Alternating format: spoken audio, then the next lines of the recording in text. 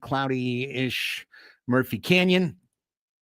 Annie Halbrun's here. I'm Craig Elsten. I'm here with you, joined as always by Braden Suprenant in our Odyssey studios. We're ready to roll. 4 hours, live local San Diego sports, audio, entertainment.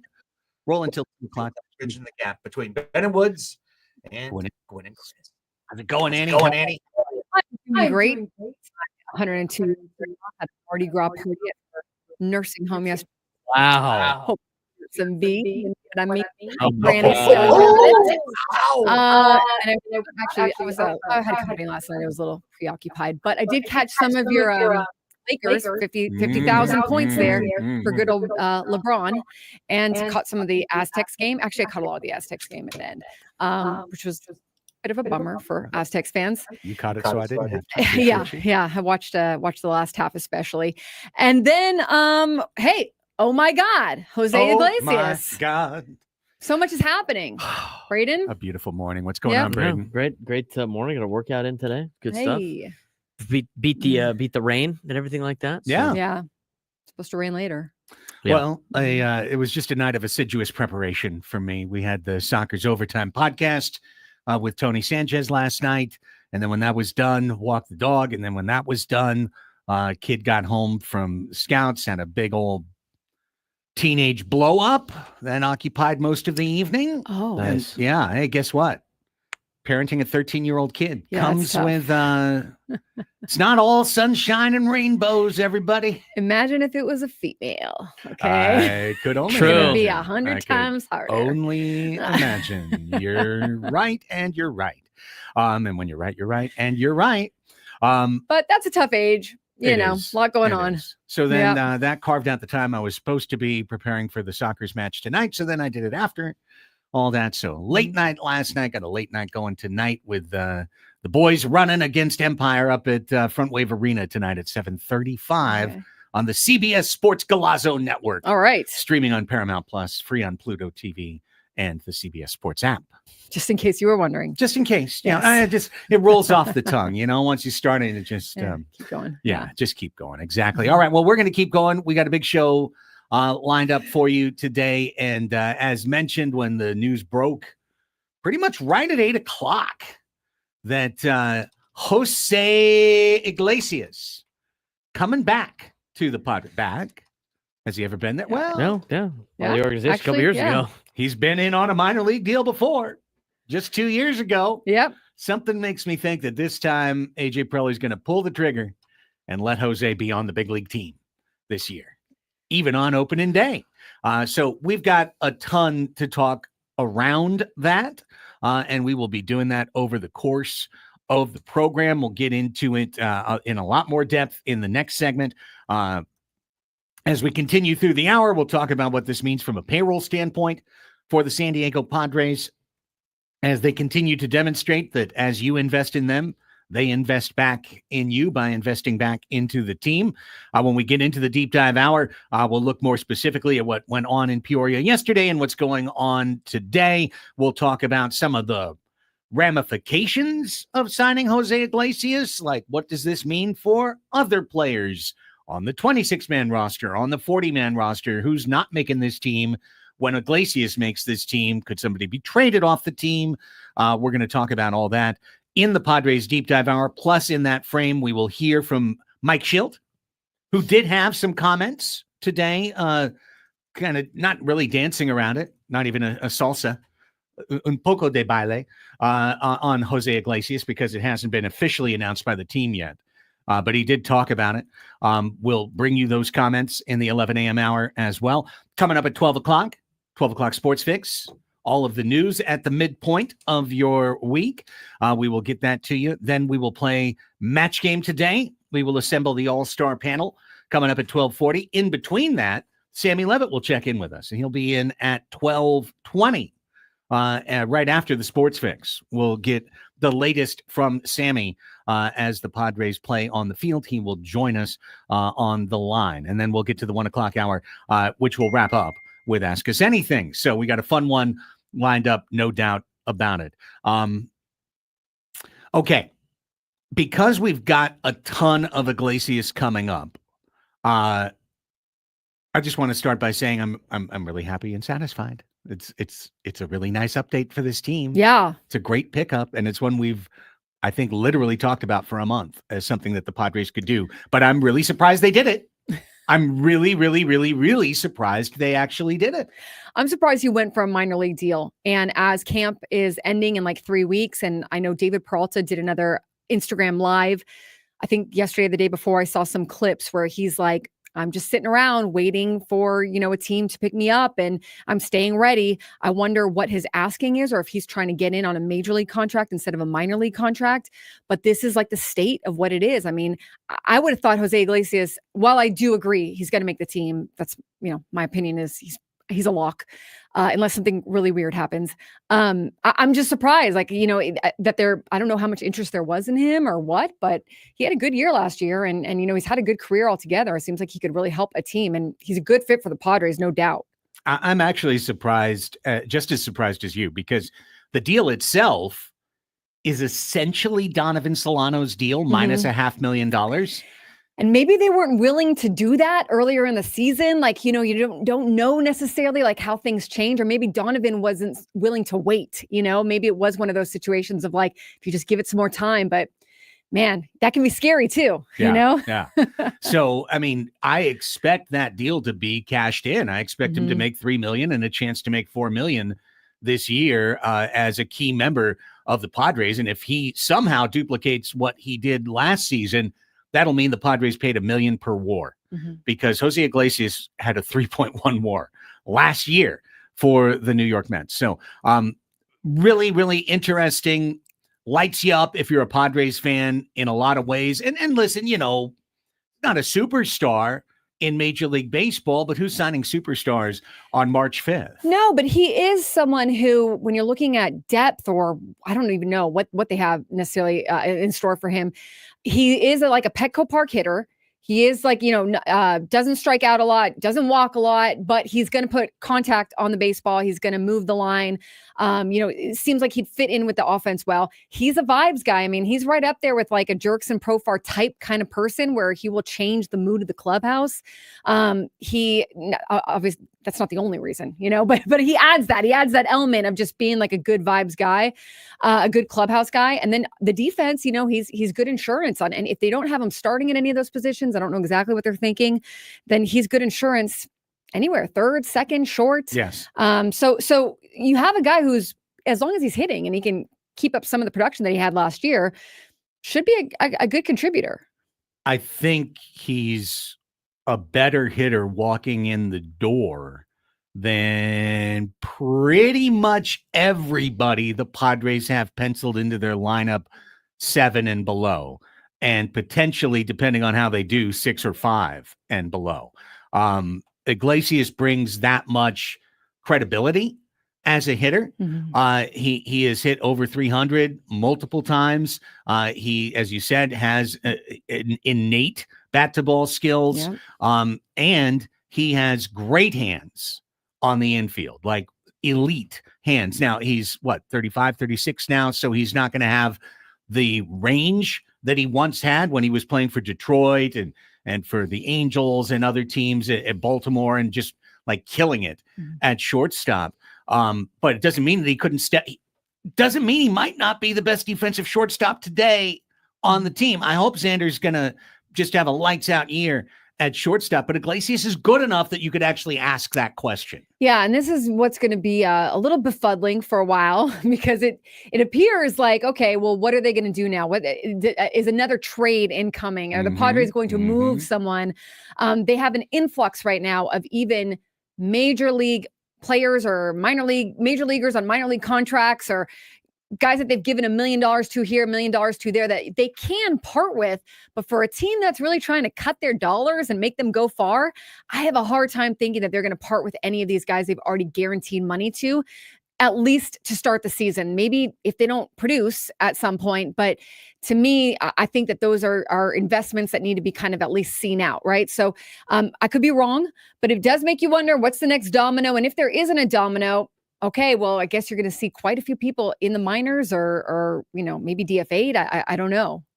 Yeah, we will dive into that question quite directly coming up when we get to the deep dive hour. We will do the deep dive. We will dive into that particular topic. When Iglesias is in, who's out? And if certain people are out, you can't let them just walk out onto the street. So that means you have to trade them. So we've got a lot of interesting tentacles emerging from this signing of a, yes, journeyman middle infielder, but somebody who has consistently under the radar been a positive contributor to the teams he's been on. And I'll just say, wrapping up the segment, I still think, I will go to my grave thinking, that one of the mistakes the Padres made in 2023 was never calling up Jose Iglesias at a time when the bottom of the lineup was dead and missing. And he was hitting like 400 in El Paso, just raking every single day. I would look down there and every day he'd have 3 hits, 2 doubles, just absolutely killing it. And they left him down there to keep Matt Carpenter on their bench and literally not play him. For a month in a row. They just didn't play Matt Carpenter, let Jose Iglesias sit in the minor leagues. Iglesias finally asked out of his deal. He moved along. The next year, he's putting up 3 WAR in New York. And the Padres, as we know, wound up 82-80 that year. So I feel this feels like a wound healed in a very, very small way. But I think for the karmic fabric of the Padres, it's a great thing and a great moment. Yeah, I too think, he probably should have gotten a look in 2023, but they were AJ Preller had paid $6 million a year from Matt Carpenter and was not going to part with him, at least at that point. It is going to be interesting. You can go a lot of different ways here. You can definitely make a trade. You can platoon more often in the infield, I suppose. But also remember that guys want regular playing time. I mean, your starters are going to want to start for much of the time. So, you've got a little, it's a good problem to have, but I'm interested to see how it shakes out. I'm interested as well. I can't wait for the Gallagher Square announcement for the first Candelita concert. I don't think I was listening. I don't think, and I get it. Like, this is his song. He can bring it to Petco Park. They played it. I get it if it's his walk-up music.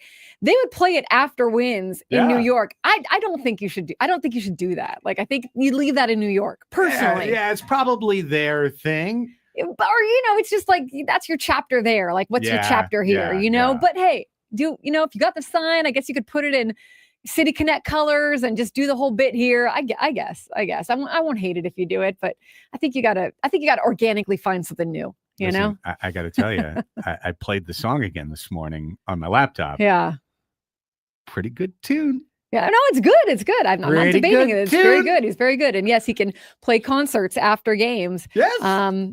Maybe he's writing there in Gallagher Square. Maybe he's writing his second song right now. Yeah. Maybe he was inspired on the plane ride from wherever he is right now to Peoria. He is being inspired. Maybe he's putting pen to paper on the next OMG, and that's going to be our summer song.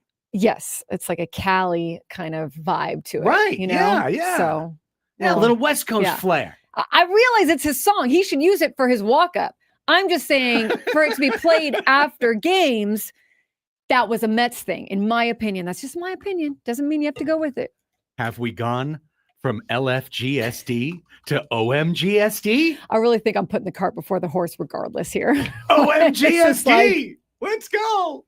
All right, let's take our first time out. We're going to just turn away from this for just a moment, okay? We've got a lot of Padres lined up for the program, but we've kind of knocked out our opening thoughts on Jose Iglesias here in the top segment. So when we come back, let's talk about the other, as we like to do. We like to hit the biggest stories in San Diego sports in the first hour. Let's get to the other big story from yesterday. Wasn't our favorite, but it was the San Diego State Aztecs going to Vegas and actually getting swept by UNLV. And I don't think throwing away what they've done the last 3 weeks, but at least putting it a little bit in jeopardy, at least pushing the plate a little bit closer to the cliff. We will talk about it right after this. Annie and Elsten underway. This should be a fun one today at San Diego's #1 sports station, 97 through the Fan.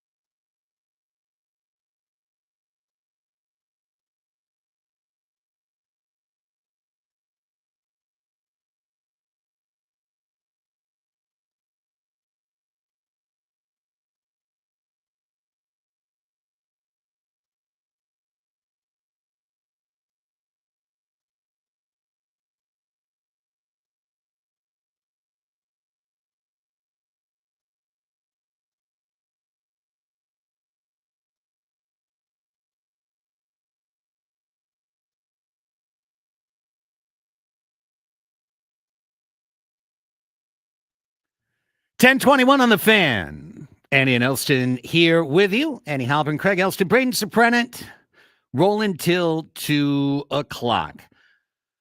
All right, well, they played late. They didn't play great. Aztecs shoot themselves out of a 7-point loss at UNLV. Yep. And pick up their 6th conference loss. Pretty much take themselves out unless everybody simultaneously stubs their toe coming up Thursday. They have taken themselves out of a shot at either 2nd or 3rd. Yeah. Probably 5th, as it all lines up, probably 5th for San Diego State. Now, can't really fall to 6th, so you got that going for you. But this was a very, very simple game, Annie. Very simple game. Aztecs hit nothing from beyond the 3-point line. I think there were 7 of 29. Yeah. UNLV hit 50% from 3.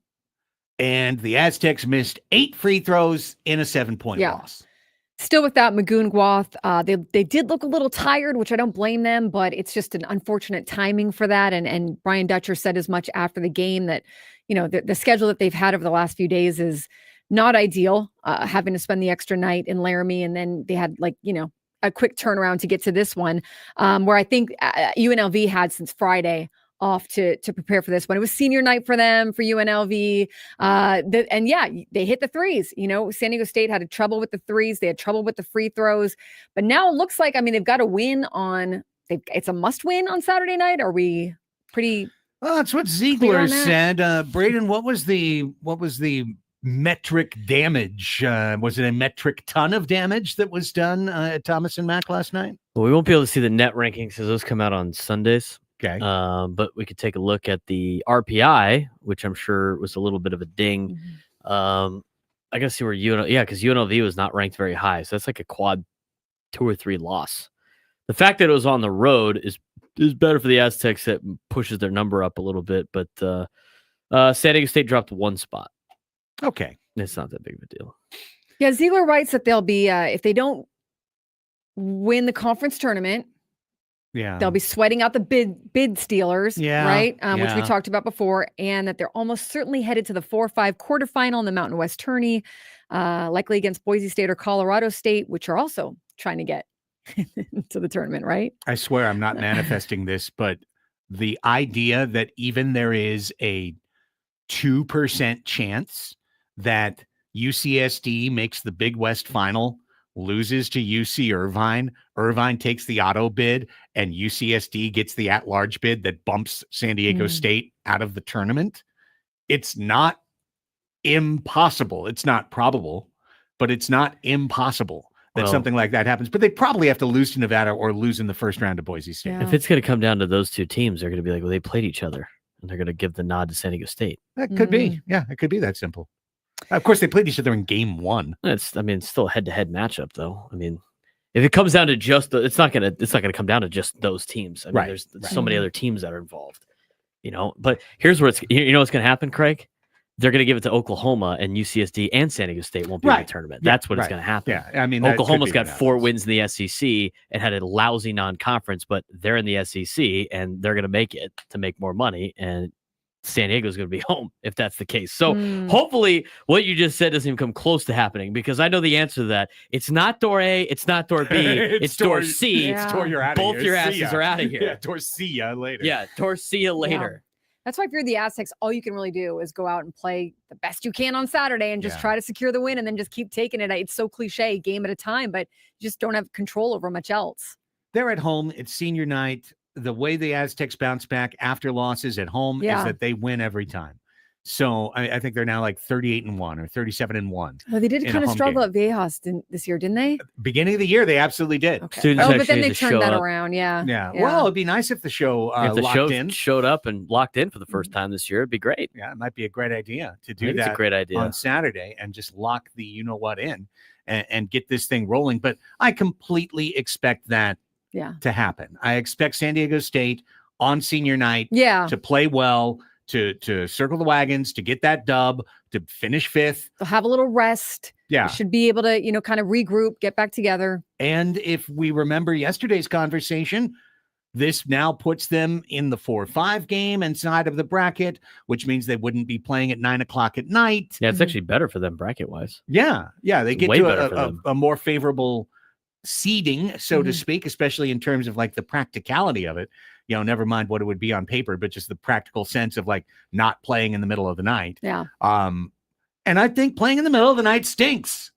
I think it stinks. I think it makes for bad basketball. Well, it definitely started late last night. And I was like, I thought your theory is true, Braden. It was like, go to the app and watch the beginning of San Diego State's game. And I'm like, I am not doing that. And so I just waited. Right. I'll just wait. I just waited. They want you But it took a while.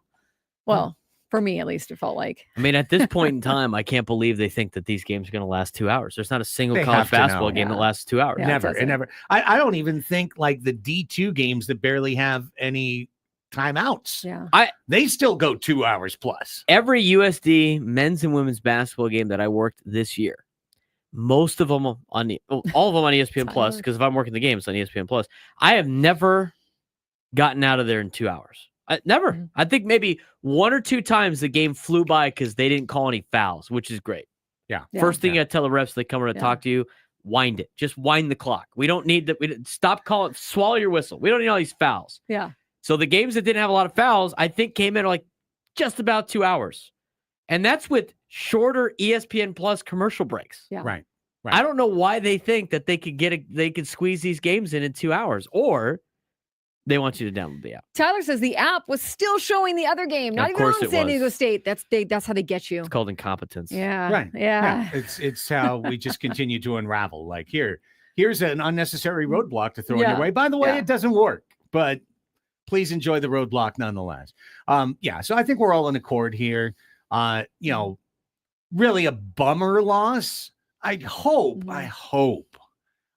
that like 10, a week and 4 days from now, that we're not going, well, you remember the UNLV loss, that's what's uncertain about this time of year. I don't think you're going to say that. You will be saying that if it's the Nevada loss on Saturday. Yeah. That will definitely be a thing. Yeah. If they lose, that will be we shouldn't have lost to Nevada. Mm-hmm. But even then, and I'm not saying it's okay to lose to Nevada. I always think it's bizarre. I guess it's just the nature of so many teams are so close. Yeah. That you could kind of establish every single thing about who you are and then have, but at the end of the year, there were these 2 games that we dropped. And it's like, well, those 2 games, you got to get out of here, man. We thought the other 28 games were cool, but these 2 aren't enough. So I hope that doesn't happen, but I don't think it will. I think the Aztecs are going to be still on that little precarious bubble, and it's going to just be a nervous week for Aztec fans. So what about UCSD? Someone asked me yesterday, and I'm like, I thought they were pretty much. Are they not a lock? No, they're not a lock. No, they're not a lock. Okay, they're definitely not a lock. I mean, they're less of a lock than San Diego State is. The only thing that makes them a lock is if they are an automatic qualifier if they beat Irvine. Right. If they want to get in and not have to sweat it out on Sunday, in 2 weeks, they got to beat Irvine in the Big West championship game, assuming that obviously Irvine wins. Okay. If UCSD doesn't win that first game, that semifinal game, they're out. They're not going to make it. Oh, just like that. Right. I mean, but that's that's why the Big West and the WCC and all these conferences schedule their brackets like that. Mm-hmm. I've seen so many people complain about the Big West and WCC bracket and Atlantic Sun, where it's all these games lining up, and like USD has to win 6 games in a row to make the tournament. And my answer to that was like, well, could you imagine if it was all even and UCSD had a rough first game, right? Or they had to, they have to go through a gauntlet of winning 4 straight games or whatever. It's like, what's the point? I mean, all these regular season games don't matter. They don't. Who cares what seed you are? We'll just practice until we get to the tournament, get hot like Long Beach, and now we're in the NCAA tournament. Mm-hmm. And then we cost our conference millions of dollars because there's no chance that Long Beach was going to beat whoever they played. No, that's it. I mean, I think here's the one scintilla, right? Is if all the other conference tournaments generally went chalk and all the expected winners won, and there was only like 1 bid stealer, 1 or 2 bid stealers. Yeah. And some of those bubble teams are one and done in the tournament. Right. Tournaments. Yeah. A couple of the bubble teams disappoint. And then UCSD won their semi, but lost a really, really hard fought game in the final to UCI. Yeah. Then they could maybe make the play-in round. But if they beat UCI, they're They're in. automatically then in. Yeah, They're they're in the bracket. Okay, They're just in. they're Go with in, that. and then they're probably, I don't know if they'd be an 11 or if they'd be a 12 Who or if they'd be a cares? 10, right? Yeah. But they'd be in and they'd be dangerous at that point. So All yeah, right. I mean that's what we're rooting for. We're rooting for Yeah. them to just storm the castle Yeah. and go all the way. It's tough sledding, but they've had a good year, and They got the better team. So that's the Exactly. best news. Yeah. I mean, almost no one is playing better than UCST right now. They're trucking teams. They're hitting 50% of their threes. They lead the nation in turnover margin. They're destroying good teams. Yeah. They're going on the road and winning by 45 or 25. They come home and win by 45. Yeah. Like they really are, they have it sorted. They've got confidence. They've got togetherness. They're connected. So when that's happening, you just kind of feels like when the Padres were at the end of the year. It's just like you feel like nothing's going to get in their way. right. You're on a roll. Yeah. So you're just going to keep rolling and hopefully roll right into March Madness. And hopefully not roll into 24 scoreless innings. 24 scoreless minutes. 24 scoreless 3-pointers. That's what I. Oh, for 24. Yeah, exactly. You're rolling until you're not. That's right. But yeah, I agree. I think look, they who could ask for more than what they've done this year? Yeah. They are definitely have the confidence, the cohesiveness, the coaching, all of it, the players. They have as good a chance as any to be able to secure the bid for themselves. By the way, shout out Carlsbad's Jake Hall, UCSD's soon-to-be freshman star, who last night hit a step-back 3-pointer with 16 seconds left to get Carlsbad past their first-round opponent in the playoffs. Scored 22 points, and sitting courtside, Eric Olin, right there, his next head coach. Recruiting. Waiting to welcome him with open arms. I mean, he's already committed. He's already ABR. Yeah, he's a UCSD Triton. He is a Triton next year. Yeah. So really, really exciting. And Well, Carlsbad moves on to the second Committed round. doesn't mean anything in this day and age of college Come on. athletics. He's a Triton. He's a Triton, and then Eric Musselman comes in. Hey, dude, you want 200 grand? He's a Triton. Stop it with your. I'm just saying, facts don't care about your feelings, Craig. Put the Trident back in. Come on. That's right. Lock. Let's Get get the NIL going with the Tritons. Triton NIL. Hey, I saw the luxury suite at That's Live right. Arena. It's real. It's nice. Is it better than cathedrals? I don't know if we're at that level. How yet, but many things are better than cathedrals? Cathedrals, Yeah, no not a kidding. college campus. It's not a lot. When your school's designed to look like a village in Tuscany, it's hard to hard to really compete. is. It is. Yeah. It's difficult. And when I first stepped on campus, and I thought I was at Pepperdine. Yeah, I thought like, I was at a college campus as like, well. oh, Yes. I've been on the campus of Pepperdine. This is Pepperdine. Oh, nope. In It's a modern high day, school. down south looks just like it. It's a very It's nice a school. it's a carbon copy. It's a very nice school. Very. Very nice school. We're still waiting on that. See how that shakes out. Okay. When we come back, wrap up the first hour. We wanted to get Tom Krasovic on today. He texted me to say things just didn't line up for him to come on, but he wrote a column this morning. Well, I'm sure he didn't write it this morning. It was published this morning. He wrote a column that was published this morning that reflected some themes I think we've articulated on this show a lot. And I wanted to go back to underline that. We'll do so when we come back, talking virtuous cycle and the San Diego Padres next. It's the Annie and Elsten Show, San Diego's #1 sports station, 97.3 The Fan.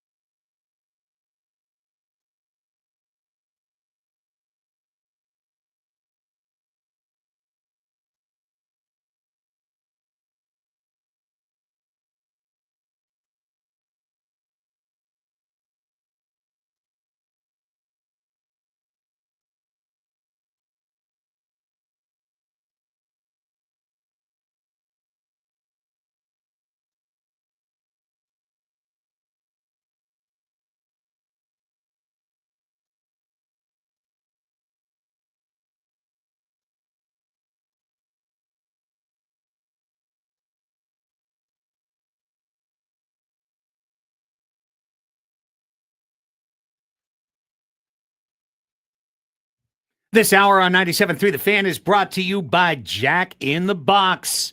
Jack in the Box's new crispy, boneless wings have so much more crunch than the competition. You won't be able to think about soggy nugs again. Soggy nugs. Don't No think about soggy them. nugs. Banish them from your thoughts. Mhm.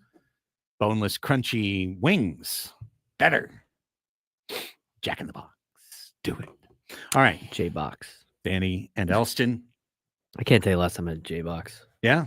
You know, okay, I can't either, but sometimes I go through and like my dad will want something. Their prices are high now. Like Well, it's like everyone's yes, prices are high. I cannot believe like how fast food. You know whose I prices? can't believe that, but the prices are now. Well, You know whose prices weren't high?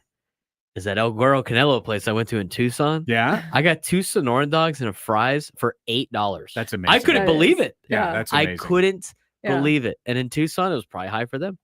That's like when we go to Nashville. Oh my God. So here's the deal, Annie. It's the prices are high unless you give them all your data.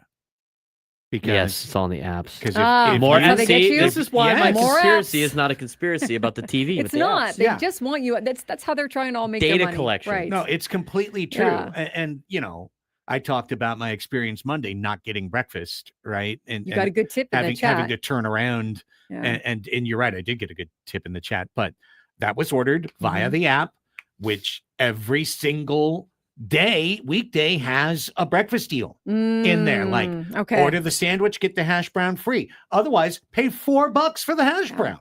You know, pay the amount you would expect to pay for a sandwich for a hash brown.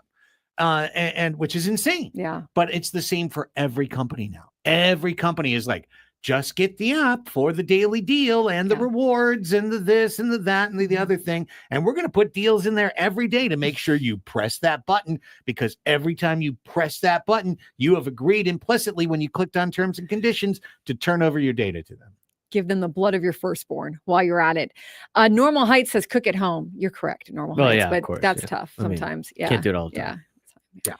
Can't do it all the time. But yeah, I know. Tyler, my mom, like I honestly, I have a lot of vices, but fast food I don't typically have, but I have a Yeah. lot of other vices. Don't worry. Sure. All right. Like, chocolate, whatever. But That's what's my up there, vice, my right? mom, yeah. Like I don't want to make it seem like I don't just go to Oh fast my food, God, you but like evil I woman. You're like the kid. that- Starbucks, whatever, You're like the kid so growing up that doesn't drink. I don't drink soda. I don't drink Okay, soda, but whatever, I go dude. over there and I have like Gatorade all day or whatever, so I don't want to make it sound like I just don't, I just I don't eat don't fake gravitate stuff, but towards here's my Diet also Coke because I a lot of drink. it's meat based. I don't eat Right, meat. well. So, but it's Is like it meat? my mom said it's like though? $18 for like a meal, like a Oh yeah. chip, like a burger, fries, drink, like something like Can that. be. Yeah. It's crazy. Yeah. It is a lot better in other parts of the country. No, I'm not smoking money. I'm just saying, like, coffee. Pack of heaters every day. Yeah, she's down in lug darts during the break. Yeah. Her and Hassan Kim over there puffing away. We go to when we go to Nashville, the bar tab Yeah. is always like, this is wrong. They're like, what are you talking about? There's no way that's only what it costs. There's no Right, way. It's right. just so cheap in other parts of the country. So but yeah, it's very expensive to get some of these fast food deals. Yeah. Mucho stress. Mucho stress. Annie, Mhm. pack of heaters every day. Oh man. I need money in first place right now for best comment today. Yeah, He won yeah. yesterday. I imagine that'll run you up a tab too. You're doing that every day. You know what I mean? So Yeah. I 100%. don't know if there's coupons for. I don't know if the apps are quite work as well for that. The liquor store app for probably. like deals on Exactly. cigarettes and alcohol. Oh, God forbid that Uh. there's a Marlboro app or something. Like, oh, please no. But I'm sure there is. Right now's I'm the sure hot there is. now's the hot hour of the day. Go get your Mhm. pack of shooters. Oh, there you go. 7-Eleven Marlboro app. Reds and whiskey shooters for Yeah. Annie. There you go. Yeah. I mean, she is East County. I Exactly. need money, Very East County. I'm looking for the Hammershaw Junction app. Yeah, Extremely East that's County. right. She'll be out there smoking Mhm. outside eastbound in Yeah. Lakeside for karaoke night. Fireballs, one That's after the right. other. All right, let's spend a little time. We wanted to have Tom Krasovic on today. He sends his regards. Couldn't make it, but what he wrote this morning kind of clicked for me. I got to be honest. The very first time I read it, I kind of scanned and then I went back and read it a little harder, and I'm like, okay, this is an argument I feel very familiar with. This is one we've talked about on the air Mhm. like a lot, which is for everybody that spent the winter kind of, oh, the Padres, they just can't do anything. They got the handcuffs on. Oh boy, we're in for lean times, gang. You know, with everything going on, we're in for lean times. And it's like, well, hang on, you're ignoring the business model that the Padres have said that they are engaging in. And to everyone's credit who felt skeptical during the winter, they didn't do anything for 4 months. They signed Tyler Wade and no one else for 3-4 months. So we all had to wait. We all had to wait a long time. But when it came time for the deals, the right opportunities, the right value to pop on the board, AJ Preller had the financial wherewithal to get a Nick Pivetta, and today to sign a Jose Iglesias, right? And sure, he's gone out and gotten $1 million guys here, there, and everywhere. But when you look at, in the end now, Annie, where they are on the second apron. Now, they are at the second apron. Yeah. So whether they stay there, whether they go over there or not, they have re-proven what they have said since Peter Seidler took over, which is you invest in us and we don't just take it and hold on to it. We put it back into the team. Yeah.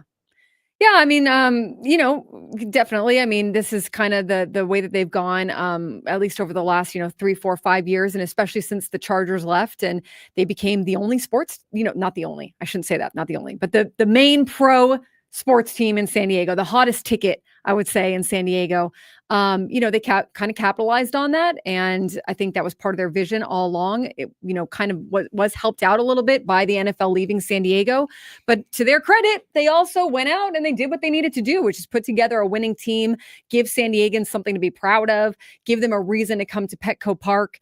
And, I don't know if it goes on forever. I think it, depends on obviously how the team does. But look, you're sold out again for this year. I mean, season tickets are sold out. So you would expect the crowds at Petco Park to be hopping again and all in. Yeah. And top 5 home attendance numbers have turned into top 10 payrolls for the San Diego Padres. And I think the point that Tom made this morning that I really appreciated was kind of getting into a couple of the specifics, such as, okay, let's not just compare the Padres to the Dodgers, because as we had to talk about all winter long, the financial circumstances of those two teams couldn't be more different, right? And it's unfortunate. It's very unfortunate for the San Diego Padres organization, just like it was unfortunate for the Red Sox to be attached to the Yankees when the Yankees were outspending baseball by a 2 and 3 to 1 margin back in the late 90s and the early 2000s, right? It's tough for the Padres. They're attached to the Dodgers. They're doing now in 2025 what the Yankees did back in 1999. They're outspending teams 3 to 1. They are completely flooding the market with cash. And so you wind up spending more to keep up. You have to. It's just inevitable. You're caught in the wake of it. And so you spend more. The Padres guaranteed a lot of raises this year. They could have trimmed a lot of players the other way and justified the raises and gone, well, look, we had to pay the raises, so we had to go trade all these guys away. They haven't done that. They didn't trade Cease. They didn't trade King. They didn't trade Arise. Guys that we were told, well, they simply have to.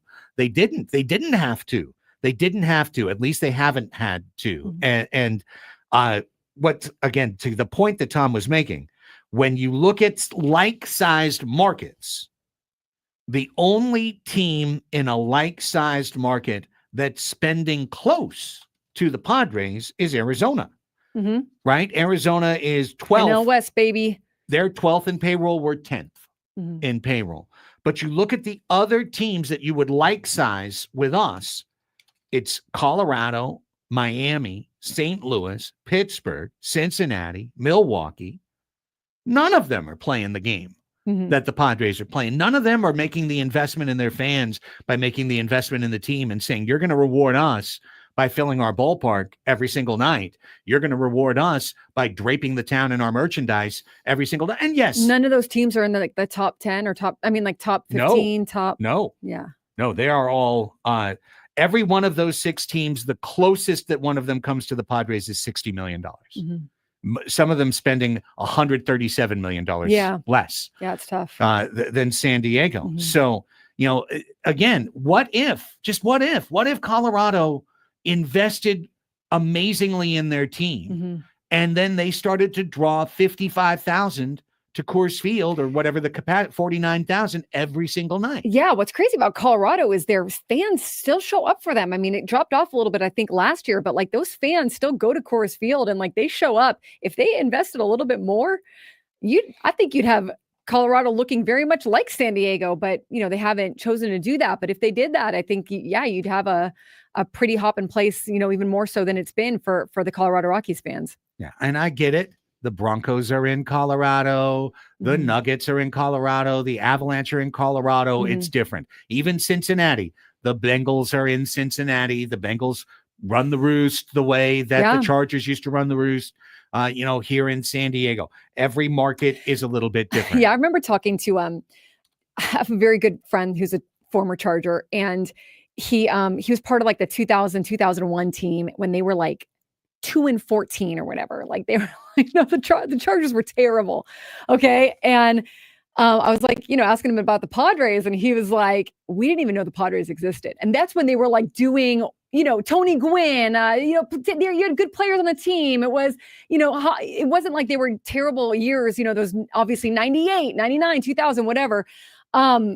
It just speaks to like how sometimes the market or the teams that are in the market can dictate. I remember for the Cardinals when one time I went to St. Louis to do a job interview with the Rams, and did not end up taking that job, obviously. But and then the Rams moved, which was ironic. But that was interestingly, I remember the Rams saying like this was like the only market at the time where the Cardinals outdrew the Rams, and that's part of like, obviously I hate that they moved from St. Louis. It sucks, but that's, Stan Kroenke will say that that's part of the reason, whatever, but it really didn't exist. Like it really, you didn't really have that many baseball towns or baseball cities, especially if you had another NFL team or another big NBA team or whatever. So like I mentioned, for the Padres, I think if the Chargers were still here, I hate to say it, I think they'd still be trying to draw for tickets, even if they had playoff teams. Just like the Phillies, I think sometimes don't draw as well, like depending on what's going on in their market until the playoffs, or it gets closer to the playoffs. But hey, to the credit of the Padres, and I think that started when Ron Fowler and Peter Seidler bought the team, like they recognized as soon as the Chargers left, we got to start turning this thing around. And you know what? Good on San Diego fans, because I think San Diego fans were also really looking for a team to get behind besides who was already here, right? The Sockers, the Gulls, the Seals. Sure. They were looking to go ahead and unify for the city. And I'll take it an emotional step further. Those fans felt betrayed. They felt like their lover left them to go to their enemy and go sleep in the enemy's house instead. They felt like all of the emotion, all of the heart and soul and cash and sweat that they had put into their club, that club gave them a stiff arm and just said, we don't care about you. And I think the Padres have done a great job of recognizing that and caring and investing in their team and allowing San Diegans to feel that feeling of this is ours, changing the colors. We've got a color that's ours. It's not everybody else's. It's our color. Don't look like the Brewers anymore. Exactly. We don't look like a Walmart Dodgers. We look like us, and we are our team. And this is something we feel pride in. Yeah. And guess what? You do that for San Diegans show up and show out for you. I saw it Saturday night at Snapdragon. People are ready to show out and show up for something that is theirs. Yeah. That's San Diego. And it's cool that San Diegans now have another team that they can get behind with SDFC. Let's keep it rolling. Padres Deep Dive Hour is next. A lot more on Jose Iglesias and the Daily Schilt when we come back.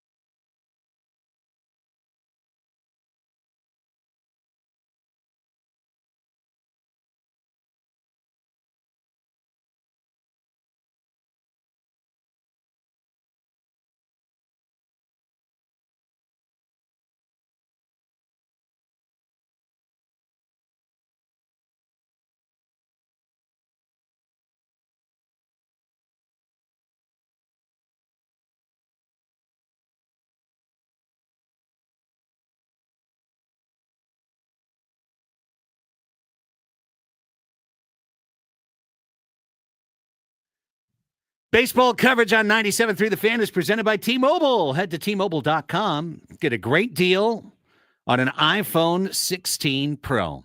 It is your Padres Deep Dive Hour on Annie and Elsten. Annie Halbin, Craig Elsten, and Braden Soprenik coming your way on 97.3 FM radio. Shout out to everyone in your cars. We are coming to you on the Odyssey app. Free to download, free to use, stream it, find it, AUDACY, search, download, activate.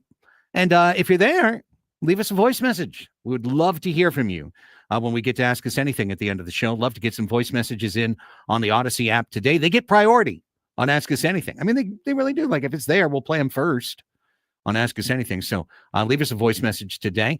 We are also, of course, a podcast available in the future, from the past, hour by hour, whatever podcatcher you use, whatever phone you use. However, if you're on Apple Podcasts or you're on Spotify, we'd love to get that 5-star review from you, get our metrics a little bit even rosier than they were before. Last but not least, we are a YouTube show. We are on YouTube every single day. You can find us on the 97.3 The Fan webpage, as you can find Ben and Woods and Gwen and Chris and The Scraby Show and Inside San Diego Baseball Tonight with Sam Levitt. It's all coming your way on our YouTube page. If you're there, please hit that thumbs up button. We've got well over 100 people in the chat right now, so that means we should have well over 100 likes right now. Go ahead and hit that like button. 3, 2, 1, bam, got it. Okay, great. Thank you. However, wherever you are and whenever you are imbibing Annie and Elsten, we say thank you for your time. Okay. Spring training news. We kind of rounded up for you here in the first segment of the Deep Dive Hour. We got the Daily Shilt coming up. We got a lot more Jose Iglesias analysis to come in this hour. First, a quick recap of yesterday. And, of course, the blessing of our show is we get to know most of the spring training story because most of the action is happening during our show. But yesterday, the A game, Annie, was quite a pitching-dominated affair. In Peoria, the Giants and the Padres playing to a 1-1 draw. Yeah. No, that's a tie. It's not a draw. A draw, you get a point each. A tie, the game is literally erased from the Cactus League records as if it never existed. I forgot you could tie in spring training. Yeah. And because no one wants a 10th inning pitcher. no, and nor should you. Like, just be done. These are the pitchers we have for today. We're done with them. Mm-hmm. We're done with this game. Bye. Mm-hmm. Exactly. That's what both teams did. We saw who we needed to see. We got the at-bats we needed to get, and goodbye. However, the positive I'd like to draw from that, not only was Nick Pivetta really good, we talked about that yesterday, so we don't have to really go through it, but Adam, Morahone, Estrada, like all the victory formula relievers are doing well. Yuki Matsui would have pitched a scoreless inning too. Ornelas let a ball drop in that shouldn't have dropped in that wound up leading to a run. But all the victory relievers are pretty much pitching quite well so far this spring. Yeah, I think it's been a good spring for this bullpen. And it's good to see the pitching does look, I mean, for, whatever spring training we can decipher, whatever it means, the pitching does look pretty good. I mean, they've been doing well, and it looks like they've been, getting good hitters out at, throughout the games that they've played so far. The hitting I've seen on social media, the little bit of consternation about the hitting. And so, maybe the hitters are a little bit behind right now. But I don't think I don't think you read too much into it. I saw a tweet last night. I wanted to throw my phone. It was, I know it's spring training, but just stop stop it right there. But I know. When do we start panicking about the offense? I'll tell you when. Sorry? What? Yeah. When it's May 3rd and the team hasn't hit and they're like 8-20. Yeah, that would be a good time to start panicking. Not on March 5th. March 5th. Craig, how many more weeks of spring training baseball do we have? 3 weeks and change. And I understand that it is difficult because this is the only content you're getting, and you want, it's hard to watch a game and just think it, and it's not that it has no meaning. It's just hard to decipher the results, the meaning of the results. Like Tony said, dude, you get nothing out. Like there's nothing you can look at this and get anything out of it aside from these guys are just trying to get their timing down and get in shape. And like the way baseball works, I hate to say this, I hope this doesn't happen, but watch the pitchers have a great camp, and then Right. Maybe the Then they get first month shelled. isn't so good for the Right. pitchers, and the Yeah. hitters have a terrible camp, but they're like going crazy on offense. Like it's hard to say. We're talking you know? about a sport that's so random anyway that it's just you can't overreact to these games because it's baseball in general is just insane. I mean, the Padres got smoked yesterday in a split squad game. They gave up a little league home run, Mhm. on like a fluke. Yeah. Right. I mean, it's just it's a weird game. That's why you play 162 of these damn things Okay. because it's weird. Now, you say that, and I agree with you. I want to make clear that I completely agree with you. But I also couldn't help but think this morning around 8:10, after I heard about the Jose Iglesias signing, that Little League homer, Braden, jumped into my mind because what was the triggering, inciting incident of that Little League homer? It was Eggy Rosario cutting off a throw and completely missing second base on a relay throw and winging it into right field and letting PCA come around from second to score. And in my little mind's eye narrative, I had Preller watch that and then pick up the phone and go, all right, we're getting Iglesias. Iglesias ain't missing that cutoff. Guy's got 2.5 more weeks to figure out the cutoff. It's not. Yeah, He probably already had the deal with Iglesias done before that even happened. I agree. I'm sure I agree. I'm sure they did. Wouldn't it be funny? I am chalking that Netflix up. show, I am that's what would chalking that up happen. as a Yeah. conscrabacy right there. That is a major conscrabacy for Craig. No, absolutely. I'm telling you, it's 100%. fictional. I'm completely making it up. It's like The B squad was out there in Right. Sloan Park. It's like, okay. I started watching this ridiculous sports comedy on Netflix called Running Point, and it's the kind of thing you'd write into a script like that. You know, is the comedy general manager watching and then going, nope, let's get the sure-handed Yeah, Freak out infielder. time. Yeah. All right, OMG, we need you, buddy. Yeah. So that's what happened yesterday. Yeah, B squad got annihilated. A squad 1-1. No big deal. No problem at all. It's March 5th. It's March 5th. It's March definitely March 5th. March 27th is opening day. And if every single hitter on the Padres hit 370 all spring and they all hit 3 home runs apiece, that would be just as scary or uncertain as if the team hits 214 as a group, because spring training doesn't matter. It's a funhouse mirror. It's irrelevant. Do I have to bring John Roscos out of the emergency closet? It's an annual tradition. John Roscos in the 2000 spring training hit 500. He hit 500 for the San Diego Padres, and he found his way onto the opening day roster. He made it. And then he went like 1 for 23 with 13 strikeouts, and he was out the door, never to be seen in Major League Baseball again. But for a month, Johnny the Rock Roscos was the best player in baseball. And here's the other thing. If your starters, like, your superstar guys, whatever, if they go 0 for 20 in spring training or 0 for 30, it's not like they're going to be benched. Like they're still starting the season in the lineup. Like it just isn't, so it's like you could worry about it a lot, but I personally think it's probably some wasted energy on that. Now, we'll all bite our words if, the hitting never gets on track in spring training and then it doesn't get on track for the first month of the season. But that still doesn't mean that next year it could be exactly the opposite. That's just more of a coincidence thing, in my opinion. It is. Here's today's lineup for Rockies Padres at the Peoria Sports Complex. It's Arise at DH. Put a pin in that for later in the hour. Tatis in right, Cronenworth at second, Bogey at short. Yuli Gurriel is the first baseman hitting fifth. Jason Hayward in left.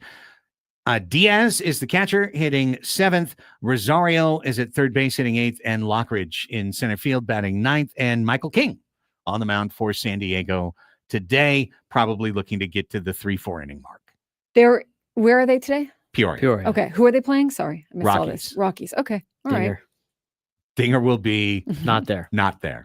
He hangs out at his little deal. Dinger is like, spring training is so below him. He doesn't come out for spring training, He does. He's Oh, wait. dancing Yeah, the other you're day. right. He sent me. Yeah, you're right. Is He the was. Friar out there in He's dancing. Peoria? I don't know if the Friar's out there. I feel like the actually. Friar only goes out on Right. weekends. Maybe, But I haven't maybe seen the spring Friar training too is really much. below the Friar. I've seen the Baxter and Dinger. Well, I mean, Baxter lives there, right? Maybe I mean, exactly. Maybe just weekends for the mascots. the in mascots spring come out on the training. weekends. Okay, so Rise, Tatis, Cronenworth. Okay. Yeah. A little bit of Gurriel today. Got Hayward in left field. Yeah. Good. But- Get a little look. You don't know now what's going to go on with Lockridge and Rosario, and we'll get to all that, I'm sure. But what's going to happen with all them? All right. There's two things in that lineup that I think are worthy of discussion as the hour continues.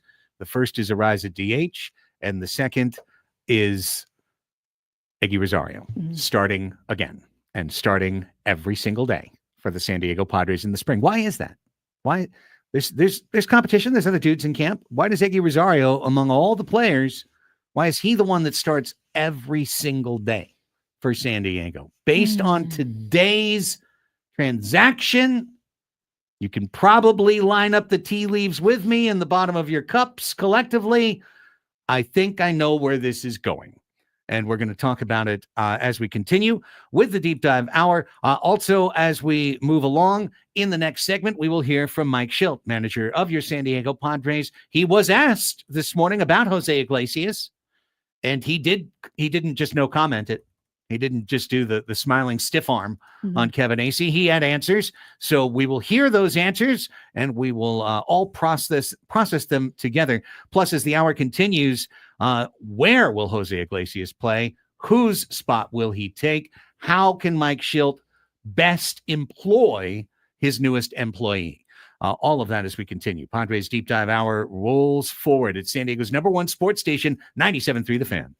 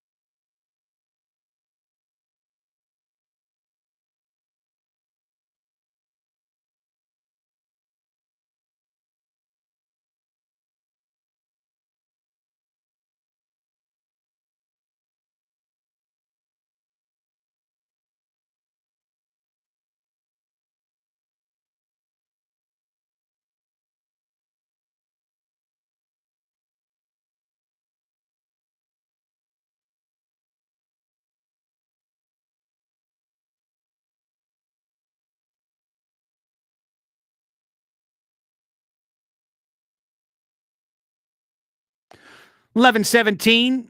Annie and Elsten rolling with you with the Padres Deep Dive Hour. We do this every single weekday from 11 to 12. And of course, we talk Padres many other hours as well, but you get the deep dive from 11 till 12. If you did miss the news, the Padres reportedly have signed veteran infielder Jose Iglesias to a minor league contract, but one that has a major league deal attached to it, a $3 million contract with $1 million available in incentives for a player who had 3.1 BWAR for the New York Mets last year, in addition to penning a hit reggaeton type song that became a cultural classic in New York. So I categorize as tropical pop. Tropical pop? Trop pop. Trop pop. The old trop pop. Mm-hmm. Okay, well, I didn't know what to call it. So. No, neither do I. This is the first time I heard it that way.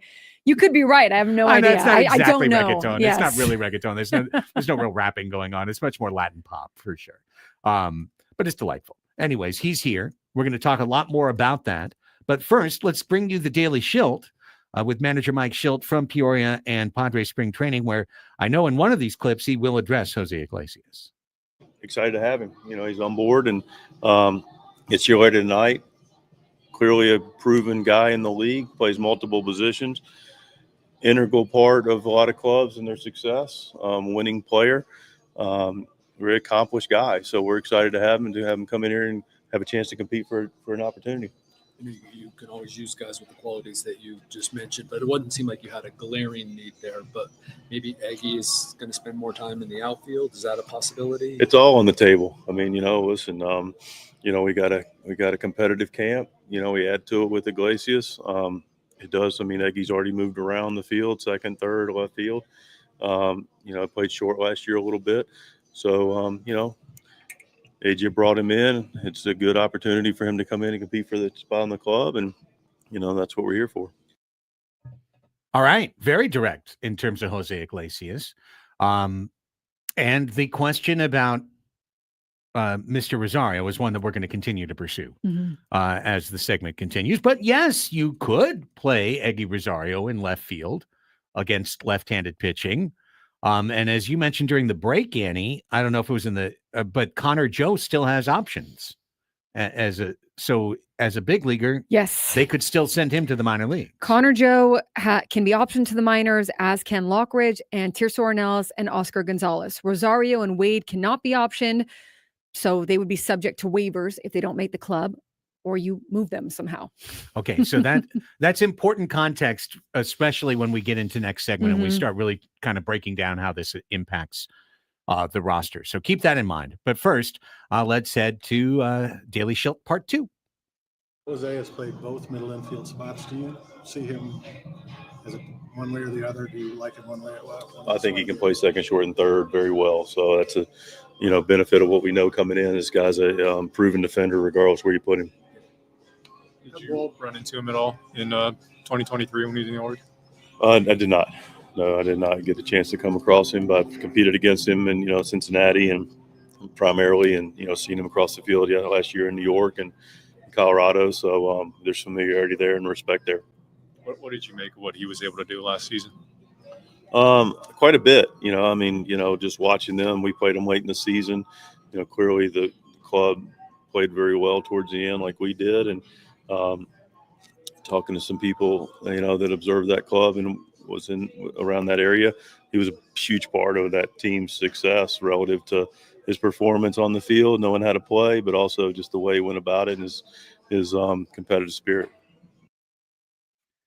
Jose Iglesias brings a lot to the table. No question about that. And immediately also should be one of those guys that you expect to be, I'm not saying a profar, but like he's a connector, he's bilingual, he's a positive presence, he's somebody that people like in clubhouses. He's along those lines, exactly. Like I agree, like not necessarily like replacing Profar, like exactly like Profar, but one of those guys exactly that like you can lift the spirits of a clubhouse, can kind of break the mood, can lighten the mood, someone that other teammates typically want around. So with Iglesias in, it's time to start figuring out how this puzzle is going to come together. All right, so here, can I go through what AC writes as the scenarios? Sure. Oh, okay. Did he just post this he morning? did. Okay. Okay.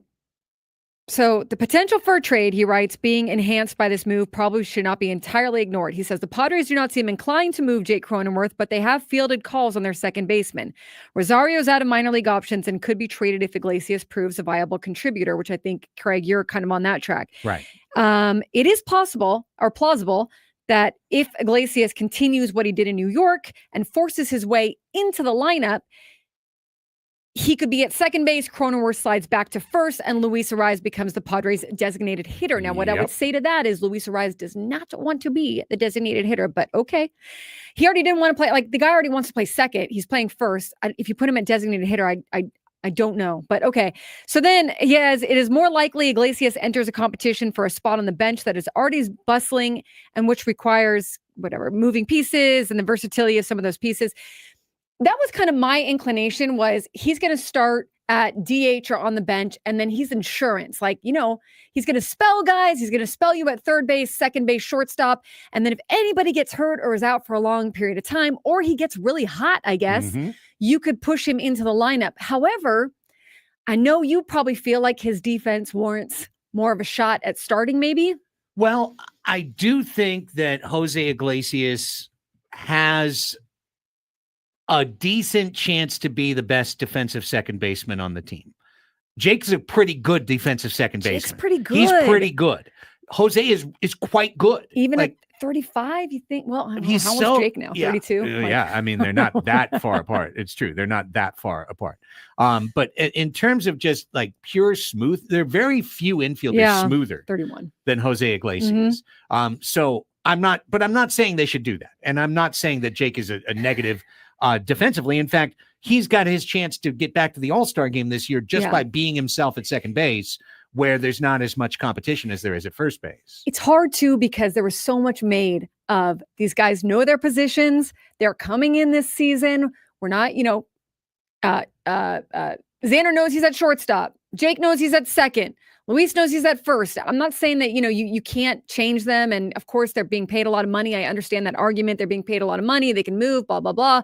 But it's not always the best thing. Like, doesn't always work out like in their favor. It's funny how some of these guys can be like, I get it though. Like it's they want to feel comfortable at what they're doing. And at this point in the game, I don't know, but you know what I think it does is it pushes that competition higher. Like if you're Jake, Xander, or Luis Arraez, you're like, I'm going to play the cleanest defense I possibly can and hit as well as I can, because you've got a guy who potentially could, I guess at least challenge you a little bit. Yeah.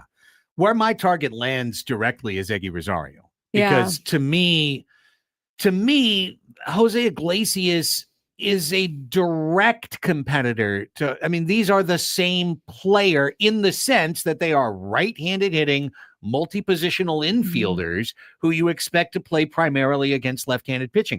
Could Iglesias play against righties? He could. He absolutely could. Could Eggy Rosario play against righties? Maybe in a world, maybe, but we don't anticipate that for Eggy Rosario. He was pretty much locked in to a versus lefty platoon role on this team prior to this signing. But now I'm combining the signing, Annie, with the fact that Eggy has been playing every single day for the Padres. And he's played in left, and he's played at second, and he's played at third, to make me think that the Padres are classically showcasing Eggy Rosario for the major leagues. It could be. It definitely could be, especially because he's out of options. Here's what I know about AJ Preller too, and correct me if I'm wrong, everyone, but AJ tends to gravitate towards the proven player. And even if he's older, even if he's, maybe on the way out, it works sometimes, it doesn't work other times. But I think Preller's even said in interviews, like when asked about the farm system, he tends to like a player who has already been in the big leagues, who, has some experience behind him. He's less about the young up and comer, and it worked obviously with Jackson Merrill. And I know the Padres have that vision. I don't know when that vision is going to take place. Maybe Preller's like, it's never going to take place the way that some people in the front office think, as long as I can budget correctly and take some chances and they hit, half the time maybe. But typically he does kind of gravitate toward the guy who's already done it. Yeah. And, look, Eggy Rosario has way more power than Jose Iglesias. And he could have more upside for all we know, but Jose Iglesias is a good player. I think it's hard to But here's the thing I like Started the throwing most. him out at this No, point. and here's the thing I like the most, and I do get it. Yeah, Jose Iglesias is a single sitter. He is Yeah. occasional double. That's what he does. But Oh yeah, and Rosario's going to have more pop, right? Rosario is a doubles and Yeah. homers hitter, but Eggy Rosario could strike out 40% of the time this year. He is not a contact player. Also, if they don't plan on him, because I saw something where, I heard a little something that maybe they plan on him playing left field more, Rosario, but then it kind of went back to, no, wait, that's kind of Jason Hayward's position to lose. If they don't plan on using Rosario every day, you don't know what you're getting in a bench piece versus Jose Iglesias, 85 games last year. He's done it before. He knows how to come off the bench if you need him to. Yep. Not that Rosario can't do it. I personally hope that if they don't take Rosario, you move him to a team where he's going to get some regular playing time. He's probably going to be pretty darn good. Yeah. But that might be their thinking that you, again, proven commodity. Could you move Eggy Rosario in a deal that somehow improved your catcher position? Could you make a move that gave you a little bit more strength at catcher than what you have right now, or maybe a little bit more power than what you have right now at that position? Is that feasible? I think that AJ is out there, whether he's looking for another arm, because everyone always looks for another arm, or whether it's looking for a more compatible piece. You've got to, it's Eggy's Fisher cut bait year. You either have to have him on the roster or you have to trade him before the end of spring training. You can't let him go. And maybe Preller is fielding calls on Jake. And if he finds something that is like too good to be true, he takes the bait, like, as he would probably with Dylan Cease, or if a team is giving him just so much that he cannot refuse. But more likely, I guess, but I don't know what you're getting back. Eggy Rosario is a good potential piece, right? I mean, I feel like a team would want him, but I don't know what you're exactly getting back for him. Yeah, I mean, it's hard to say what the market thinks of Eggy Rosario, who's got some really cool, super small sample splits against left-handers. And he's got a decent AAA. I think actually is stronger than, once we looked at it over the winter, he has a pretty strong AAA resume. Yeah. So, I think there's plenty of teams, especially like when we talked last segment or 2 segments ago about the teams that are not spending. But are you getting back a catcher that would be like, you're trading a guy who doesn't have a ton of big league experience? So would you get back a catcher would you get back kind of another catcher along the lines of the 4 they already have? Maybe. You know what I mean? Maybe. I don't know. Maybe you get a reliever. Maybe you get something along. Maybe you get a AAA starter. I don't know. Mm-hmm. But you can't just, not that you can't. No, they should try to trade him. You could keep Eggy and keep Jose Iglesias. How do you do that? Let's take a break. And when we come back, let's bounce the roster around a little bit. Let's shake it and figure out which pieces fall into where with OMG now on the team. Oh, my God. It's the Annie and Elsten Show. Padres Deep Dive Hour, San Diego's #1 sports station, 97.3 The Fan.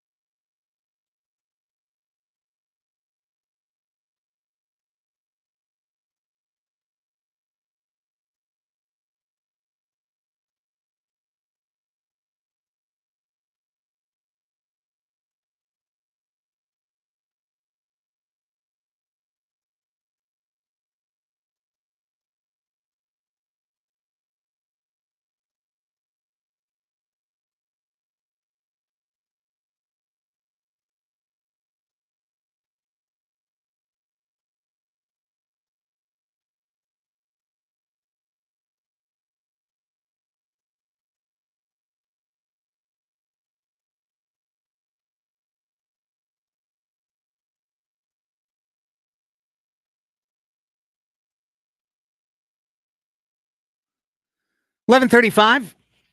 Welcome back, everybody. Annie and Elsten show, rolling through a Padres deep dive hour on a day when we have added to the team. By we, the royal we. Jose Iglesias is now a member of the San Diego Padres. Hit .337 last year in big league baseball. I mean, you didn't add him? You were part of the conversation? No, when I said we, I realized it sounded, on one level stupid. Like, I didn't do anything. It's not as stupid as your beloved Jets. Yes. I'd love that. Yeah, I mean, this is a guy who, 270 at bats, not a full season, but almost hit340 last year. He's a career 283 hitter. You look up and down his career, 337, 292, 271, 373, 288, 269, 255, 300, 259, 330, 303. This guy hits. Yeah, definitely. This guy's always hit. I remember talking about this in 2023. Every time. It's like, why isn't he up yet? He's hitting down in El Paso. Well, the PCL. I understand that. But he's been hitting everywhere he's been. He's not the batting title, but he's kind of a Rise like a Rise light, where he will hit the ball. Like he'll get that on ball. The two knocks in 2023 of why they shouldn't have brought him up from people was he's hitting the PCL, and the year before he was in Colorado.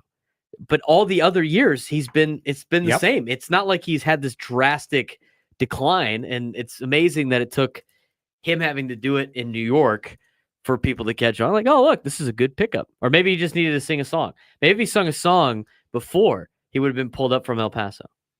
He's got over 230 doubles in his career. Maybe that was the problem. Maybe being in El Paso was his artistic spark that he needed. True. To motivate him to write the song. He did sign a minor league deal. Maybe he just really wants to go back to El Paso. I hope not. If he goes to El Paso, I will revolt.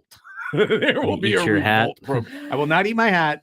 That is only happening if Yuli Gurriel makes the team and the All-Star team. It's getting harder for Yuli. Plays like Jurickson Pro 4. Yeah. He has to play exactly like Jurickson Pro 4. For the Padres. Make sure you specifically say that before. 380 on base, 24 homers, All-Star team. Before he goes to Colorado. Right. Yeah. Becomes Colorado's lone All-Star this year. Not worried about that, but yes. Not concerned about that at all. Here's what I think, Jose, very simply put, Jose Iglesias is very Donovan Solano. Just like Solano, where we did it not this time, but about a month or two later, right, Annie? We went 292, 303, 288, 294. Like every year he hits 280 or above. And Donnie doubles. Yeah. Donnie barrels, right? Barrels, doubles. He had a lot of doubles, He did. But Jose Iglesias is Donovan Solano. He is Donovan Solano with half the power because he'll hit like 4 or 5 homers, whereas Donovan will hit 8 or 10 homers, but like 3 times the defense. So, you get the same kind of bat to ball. You get the same chance at a 300 average. Right. You get probably a few, maybe the same amount of doubles, half the homers, but he could actually play second, short, or third and make a great play at any one of those positions. And it's Petco Park offense. I mean, this is what they're trying to build their offense as. He fits right into that. I think you could even put him at the bottom of the lineup and let him lead into the top of the lineup and, kind of keep the baton moving to the next person. But he's $3 million with the potential to be $4 million. It isn't exactly Jurickson Profar. He was, $1 million with some escalators, but it's pretty close. I mean, it's not like this, you're signing this guy for $10 million. It's another one of those, man, if this works out, what a steal. Yes. And the odds that one of our infielders gets hurt over the course of the year, you don't want it to happen. Yeah. But the odds that one of them is going to get hurt over the course of the year is close to 100%. So he's that guy that just plugs in. Yeah, he's insurance. Yeah, as you said, he just boop, okay. Don't have in fantasy football drafting. He's your handcuff. We got the star, but we got the handcuff, so we're ready to go. Yeah, and he can spell you too. Just when you need the days off, or you need someone to move around the infield, or whatever. So you have that like long-term insurance and that short-term. If he is indeed a bench guy, right? Like, or is indeed like a utility guy coming off the bench, or I guess he could be DH, right? He could be DH. So, okay, and then you have him move to those positions when guys need a day off or there's an injury. Yeah. So let's poke around here. Let's do the deep dive. Let's poke around and see what the various scenarios could be for Jose Iglesias. Here's a very simple one for you. Is Jose Iglesias going to be the platoon second baseman versus lefties? Is he going to take Jake Cronenworth's versus left-handed at bats and absorb all of them and just be a almost clinical platoon at second base? The Padres could handle him that way. I think you could do that. I don't know why they didn't do that more last year. You know what I'm saying? I don't know if that's a thing with Jake where they just want him in the lineup. They trust or they believe that his numbers are going to improve in that situation. Or, you know, someone wants, you know, you want to be playing every day. I don't know. You know, Jake's pretty team oriented. I think you could do that. Will they? I don't know.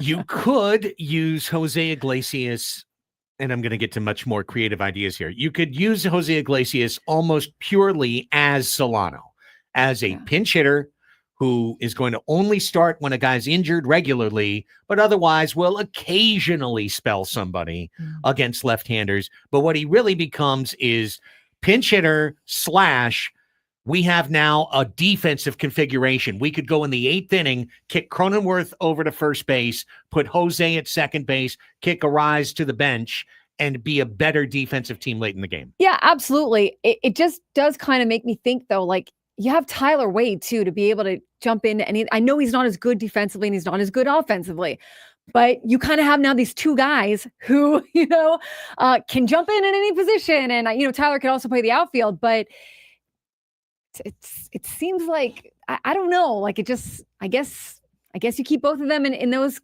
configurations and you just use them when you need them. I don't know if Tyler's getting much playing time. Well, when we get to who gets put off the team, I think if he wasn't so popular, he would be like the obvious pick to take off the team because other than the fact that he can play the corners too, or maybe center field in a he can spell pinch. you in the outfield, right? But I mean, what he does for this, he's now kind of a glorified pinch runner on this team right now. It's just like he's got like your one Brandon job. Lockridge or whatever. Not your Brandon Lockridge. Who was your guy last year that was he's your Jorge double Mateo. M's. Yeah. From a couple years ago. Very Jorge right. Mateo. Yeah. Or Zokar, you know, just whoever's going to just be your random Mason McCoy. Is that what that's you're what I'm thinking of? Yeah. I just heard double M. Didn't he get put in like to run or was that someone else? I don't know. Not to run. They had some injuries. Well, he had to go out there and play. Yeah, no, he started like 3 weeks at shortstop. Yeah, he did. 2024 was a long time ago in my brain. So long ago. It's like not even. January was kind of a long time ago. Yes, exactly. Yeah, you're not kidding. No, but yeah, those are both possible. Yeah. All right. Let's get a little more aggressive now. Okay. Let's try and get him into this lineup a little bit. All right. Aggressive. Now you're starting, Jose.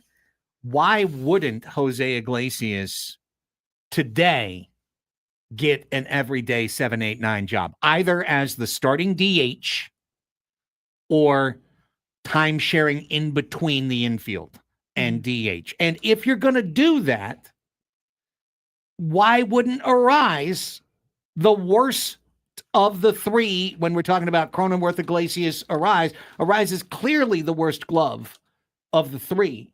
Why wouldn't Arise be the DH instead? Yeah, this is where, you know, baseball-y things, right? I mean, Arise does not want to DH. He doesn't like to DH.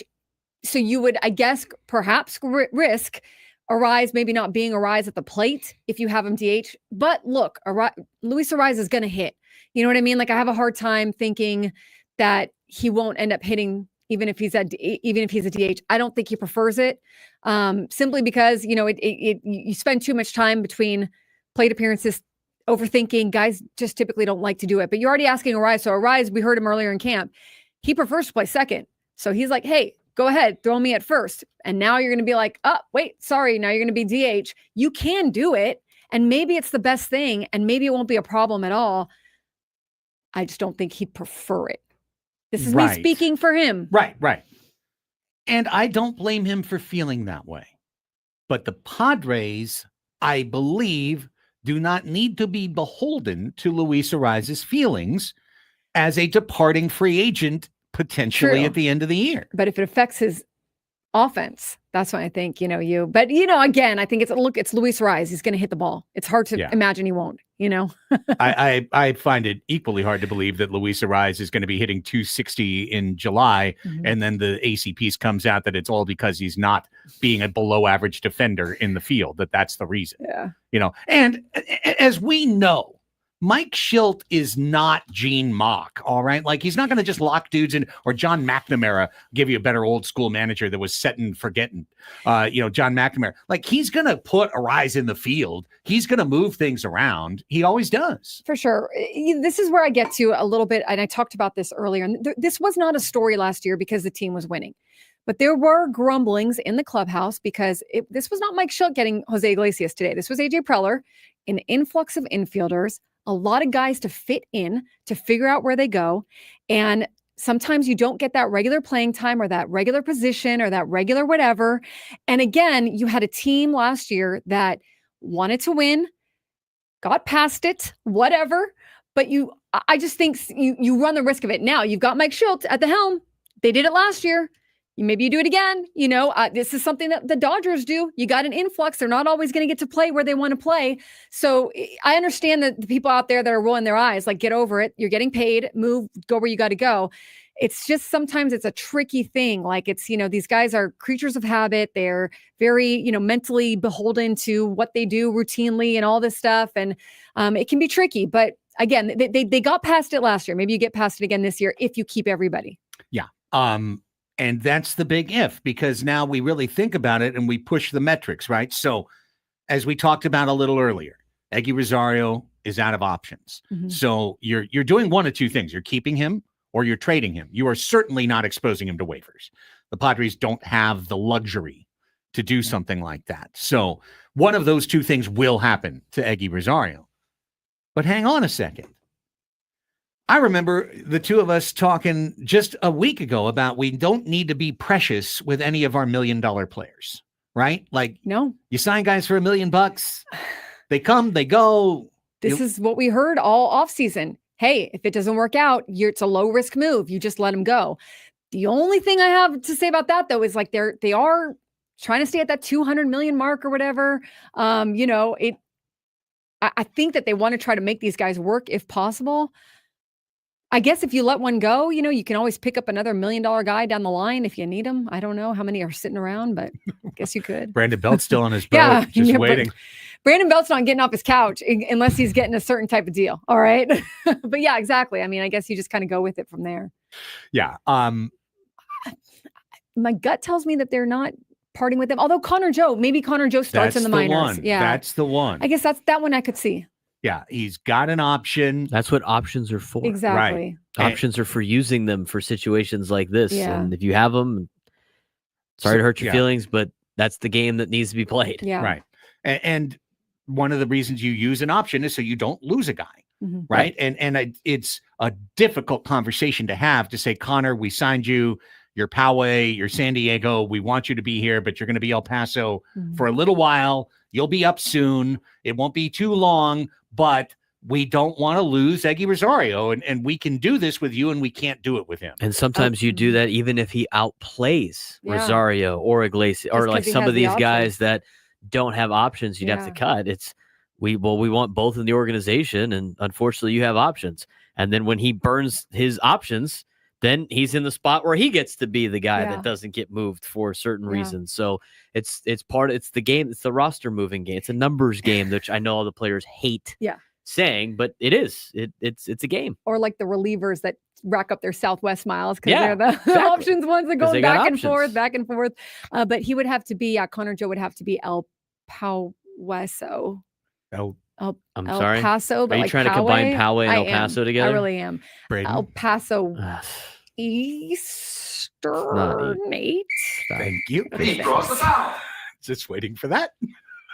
I stand by it. There's one on Jocelyn from earlier too. Stand by it. That could be a T. I mean, I think so. The smack talk. There's another one. It's enough out of you. Not backing down. That's right. See ya. Gotta go to the bench. She's on the bench. You gotta go to the bench. Got bench. Leave me alone. Tony's getting on me because of Donnie doubles. Leave me alone, Tony. That's a Valentini. Yeah. We're gonna break up this fight right here. Hit doubles. We're going the other way, Tony. We're going the other way. Flagrant one reduced to a common foul for Poway comments. That's a foul, and I need money. And Oh my God, this guy's power hungry over He's here. a timeout. That's a flagrant one against I need money. Unbelievable. How is that a tech? Oh, I love it. I And love he it. just fell out of the show. No. Peace out. No, it hasn't happened yet, but just wait. Just hang on. There's a whole rest of the year left to go. These two are going to find a different time where they want to get off early. They're going Yeah. to foul out. Oh, It's gonna sorry. be like, oh man, I gotta go today. Adam's like, where did Yeah. Craig go? Why are you leaving? Well, I got fouled out, Yeah, I so got I'm fouled going out. home now. That's 6. It's 10:30. Yeah. That's I don't make the got rules, Adam. 6 I'm square. sorry. I'm so sorry. I'm I'm out. sorry. I'm out. Unfortunately, It's the rules. There's the yeah. rules. That's you know? the rules. And then it comes out later that there was a syndicate and there's an over under on my minutes played. Yeah. Whoa. Hang on. He is the underdog fantasy ad read guy. Pulled up lame He's 3 the- segments in.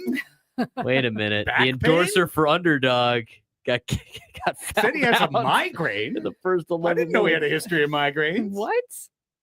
How odd. Guy's outing himself before he pulls the biggest Curiouser heist and in curiouser. underdog.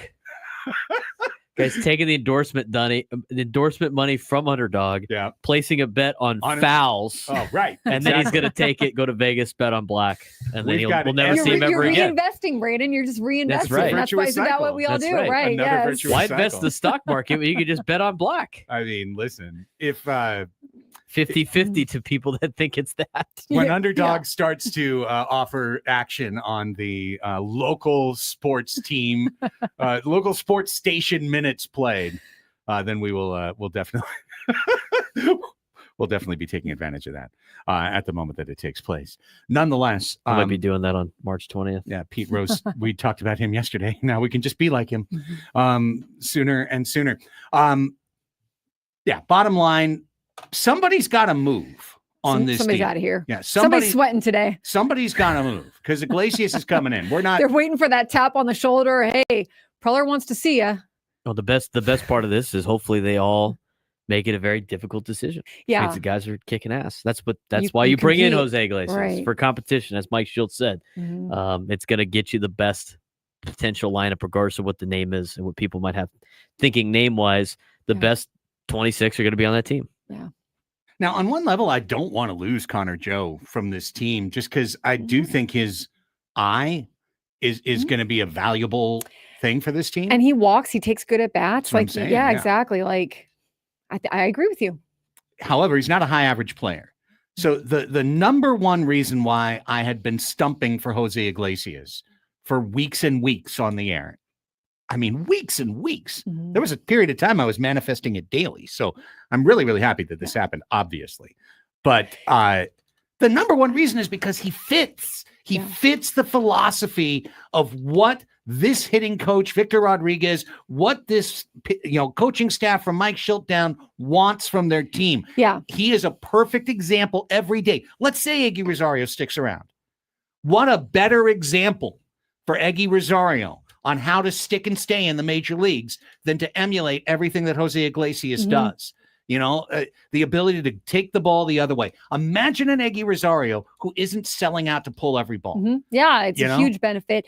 And he does. He fits what this team is trying to do offensively, but also, like you said, a plus defense guy, a clubhouse guy. There's a lot to like about him. He's obviously got to continue the numbers that he put up last year or something close to it. But the good thing is, as you mentioned, 12 years in the big leagues, he's done pretty well for himself year in and year out for the most part, So it'll be interesting to see how they use him. But yeah, you did. You called for him. I didn't think the Padres, I thought he'd be too much money. I Me really too. did. I mean- I'm surprised again that he went for a minor league contract, but tis what it goes for 35-year-olds, I guess, in MLB 3 weeks before the season starts. David Peralta's still out there. He's still out there. And I'm telling you, the only thing I can think of is he might be holding out, just like for Donovan Solano for Yeah. a major league deal. And maybe Jose Iglesias did too for a while and then said, you know what, I'm good. Let's just go in on this deal. I completely believe that is the case. I even think the Mets strung him along forever. Yeah. And then he turned and he looked at that dugout and he said, I want to be a Padre. I want to be on a winning team and I want to be a key contributor to a winning team. I want to write that song. Little San Diego vibe to it. Trop pop. Let's get our new Trop Pop. Crop up. We're coming back with the 12 o'clock Sports Fix right here on 97.3 The Fan.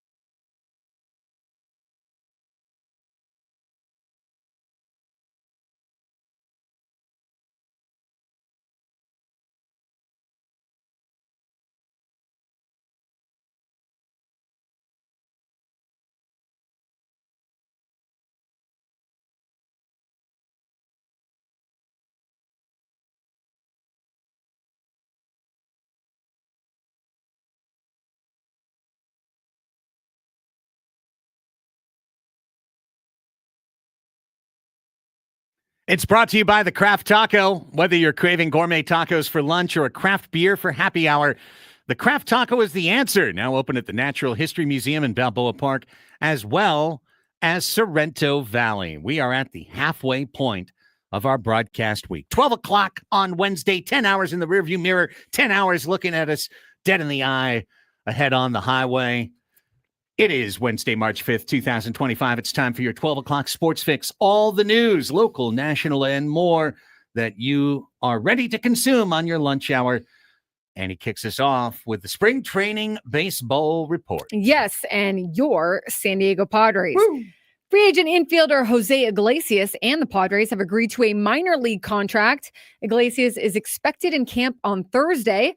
He could make $3 million in 2025 plus $1 million in incentives if he is on the major league roster. He has the ability to opt out if he is not in the majors after spring training or on the first day of May or June. He's not going back to AAA, man. No. He's opting out. Yeah. He's like, I've done that before. I'm not doing that. MG, Yes. not happening. No. He opted out twice last time and then did he? re-opted. Yeah, he Yeah. opted out twice that's right. and He re-signed. did. Almost like they just kept dangling the carrot. Oh, he did. He did. You're right. Got to be quicker than I'm that. telling you, this is a karmic wound Mhm. being healed in the Padres fabric. He's God, like, I I'm hope gonna so. show you. All right. Cardinals manager Ollie Marmol confirmed that Jordan Walker injured his knee upon stepping on a sprinkler while tracking a fly ball on Ouch. Tuesday. Yikes. Yeah. Fix This the is what you field. don't want to happen in spring training. Like, yes. this is, the nightmare. Walker has inflammation in his left knee, adding that the testing showed there is no structural damage. That's good. He'll miss about a week to allow the knee to calm down. But again, you don't want freak injuries. That's what you don't want. Luis Heel, hope you caught that, Dexter. Luis Heel, the 2024 American League Rookie of the Year award winner, has Blake. been shut That was down. aggressive. That's a charge. That was just a charge. No Dexter flaker, just just a got charge. to That's right. Dexter's just Someone's sitting for you, there, Dexter. unzipping his salad. His Mhm. pow. Guy's got a bloody lip. Guy got run Bowled over. More power to Arnie. Yes. Back to you. He has been shut down for at least 6 weeks with a high-grade lat strain. New York Yankees manager Aaron Boone told reporters late Monday afternoon. He'll finish the 2024 season with a career-high 151 and two-thirds innings pitched in his first year after Tommy John surgery. Boone said he did not think that his workload last season was a contributing factor to the pitcher's injury, which was sustained while throwing a bullpen Friday when he initially experienced tightness in his shoulder. Kyle Gibson stands as the top unsigned starting pitcher following Jose Quintana's one-year deal with Milwaukee. John Morosi of the MLB Network reports that the 37-year-old Gibson plans to pitch this year. The former All-Star has been throwing live BP to college hitters to ensure he's not starting from scratch wherever he signs. Morosi indicates that Gibson has gotten up to 60 pitches in those sessions. Opening day, however, it's just 3 weeks off. So I think people are getting nervous.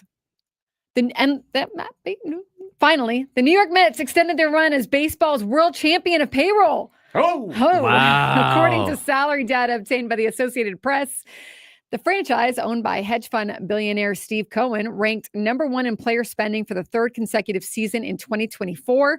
The Mets completed their payroll three-peat by spending $333.3 million last season, according to figures recently finalized by Major League Baseball and obtained by the AP, surpassing their own record set in 2023 when they spent $319.5 million. In total, Cohen has spent $1.36 billion in payroll and luxury tax since buying the club 4 years ago. He can't help himself. Like, sometimes the deals aren't even that smart. He's just like, I can't. He's like, I don't want to spend so much. We've got to start utilizing our farm system. But then he spends. And that's it for That's baseball. it. That's all. That's what I got. Here's Mhm. Braden. All right. After further review, it's a block against Dexter. And he's shooting two at the line. All right, got some NFL news. A lot of signings happening and extensions being handed out as everybody tries to get their cap ready to go for free agency. Four-time Pro Bowl defensive end Max Crosby has agreed to a 3-year, $106.5 million contract extension with the Raiders. That makes him the highest paid non-quarterback in NFL history, sources told ESPN's Adam Schefter on Wednesday. The extension announced without terms by the Raiders includes $91.5 million guaranteed. Max Crosby definitely deserves it for what he is as a player and what he has to deal with as being a Raider. But he's like the perfect Raider. He's great. And his trolling of You should Patrick get extra Mahomes money is- for that. I Yes. agree. Seahawks star wide receiver DK Metcalf has requested a trade away from Seattle and prefers to be dealt to a contending team. I mean, who doesn't? Mm-hmm. What if DK Metcalf went in there and is like, I want to trade, but I really want to play for a team that's not going to win? I want to only go to Jacksonville. Yeah, can or I play for the Jets. Jags? Yeah, can I please be a Jet? I want to follow Aaron Rodgers wherever he goes because I know they're not going to compete. Make me a Raider today. Yes. I know the Chargers aren't going to ever win. Can I go be in LA? Mm-hmm. Anyway. Metcalf, two-time Pro Bowl selection, made his trade request Wednesday after a series of conversations over the past 2 weeks, source told Adam Schefter. Request came on the same day the Seahawks announced the release of franchise great and fellow wide receiver Tyler Lockett in an expected move. So Lockett gone, Metcalf wants out in Seattle. You might have a brand new receiving core up there in Seattle. Dak Prescott, team player. Dallas Cowboys quarterback Dak Prescott no longer has the highest 2025 salary cap figure in the NFL.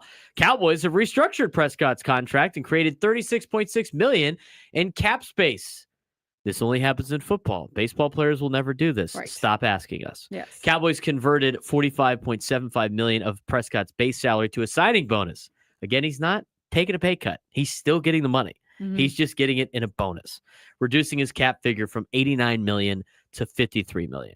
In the past 2 days, Cowboys have created $56 million in cap room by restructuring the contracts of Prescott and CeeDee Lamb, but that doesn't mean they will spend big when free agency begins next week. Jerry Jones might want to take over as the most hated general manager in the DFW area. High bar set by Nico. Mm-hmm. High bar set by Nico. Nearly impossible, but Nearly if Jerry could do impossible, it. but Yeah, you're saying, but Jerry's always up for a good challenge. he is. Always up for a He good is. challenge. And he knows where the sun sets. And now he's and where it getting rises. the knows where the competition sun and will be at talent of 1:30. Mavericks. Yes. They're all trying to out Jerry Jones each other out there in DFW. Except for the Rangers. They just are there. Yes. North Carolina new head coach Bill Belichick will not be the subject of I HBO's saw Hard Knocks this. offseason, What? which What, goes on to did show he that bow out or what?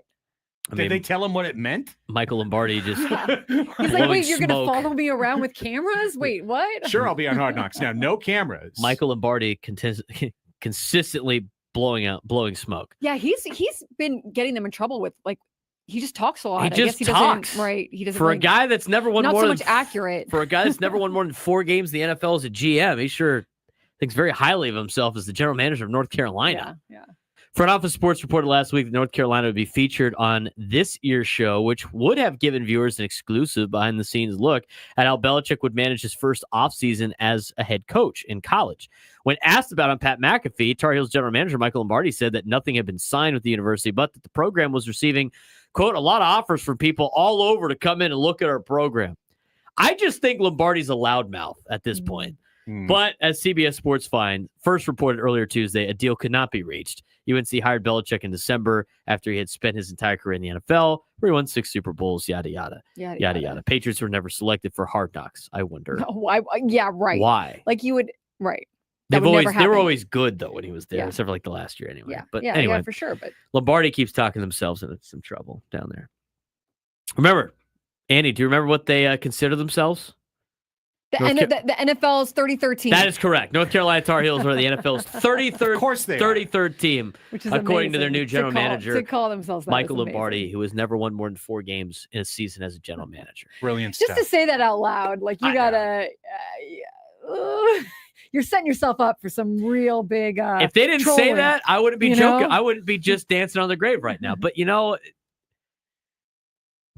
they're entering college football. It's different. North Freezing Carolina. cold takes is gonna be sitting right on that when they need to be. I'm if it sure doesn't they'll beat work out. TCU week 1 because that's just what happens Yeah. with the Frogs and Sonny Dykes. But you know what? I'm just saying. Mhm. High school basketball. A lot of teams in action in the state playoffs. We'll let you know what San Diego teams are still alive. Tri-City Christian lost last night to Pauley 60-54. Pack Ridge got a dub. They're going to move on for San Diego. They beat Saddleback 65-48. It's not the college. I guess there's a high school called Saddleback. Los Alamitos knocked off Cathedral. Their season is now over. Pauley over Sage Creek 80-52. Their season is over. Carlsbad, as Craig mentioned, nice little step back to dunk down Fairmont Prep. The Carlsbad Lancers are advancing in their state playoff bracket. Pacifica eliminated Maranatha from conversation. Santa Fe Christian, Victory Christian We're going to send a San Diego representative to the next round. Santa Fe Christian outlasts Victory Christian 55-50. Saints moves on with a 20-point win over Canyon. Olympian loses to George Washington 46-45. Westchester eliminates La Jolla Country Day 70-47.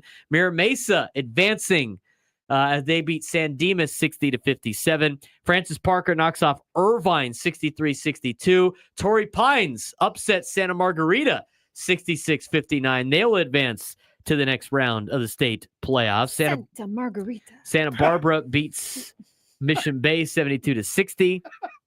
Ends Mission Bay's season. What is the phrase? Is it not that? Santa Maria. It's Santa Maria, not Santa Margarita. Santa Margarita. That's what you say when you're a few drinks in, though. That's Yes, right. you do. Santa Margarita.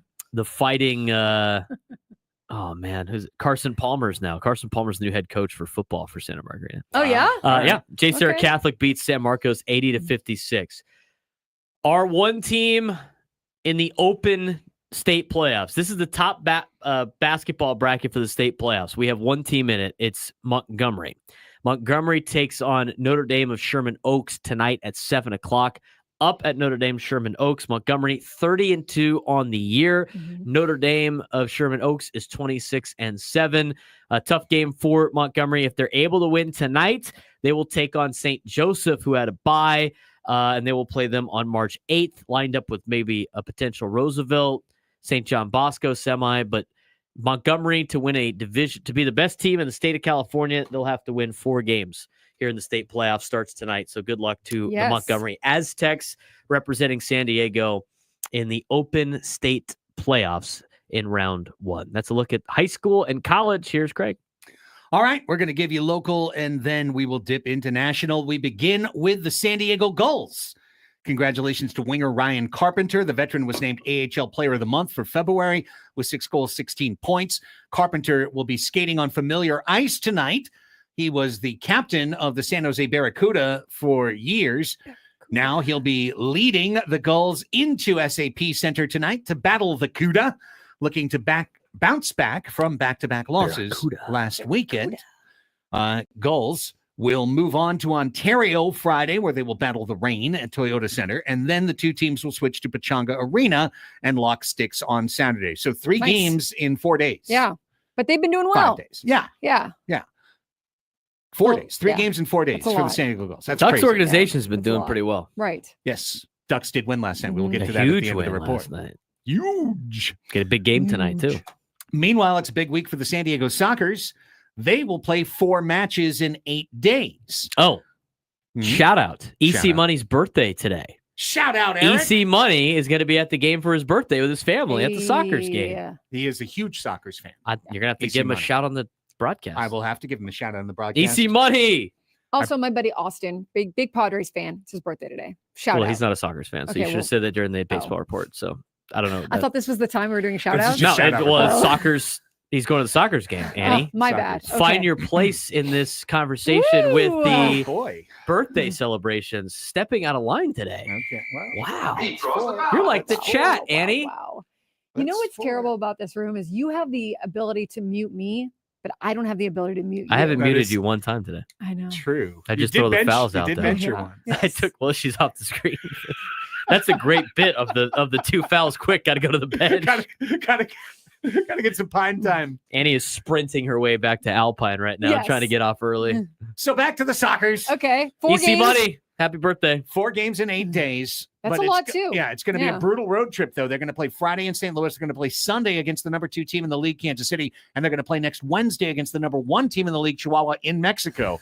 So tonight's the match they really have to win. Yes. To just kind of get the thing rolling. It's a home match at Front Wave Arena against the Empire Strikers, but their pals up the I-15 from Ontario, Empire, they've won 4 in a row, and they're actually playing quite well. So this could be a little bit of a trap game tonight, a little bit of an exciting one.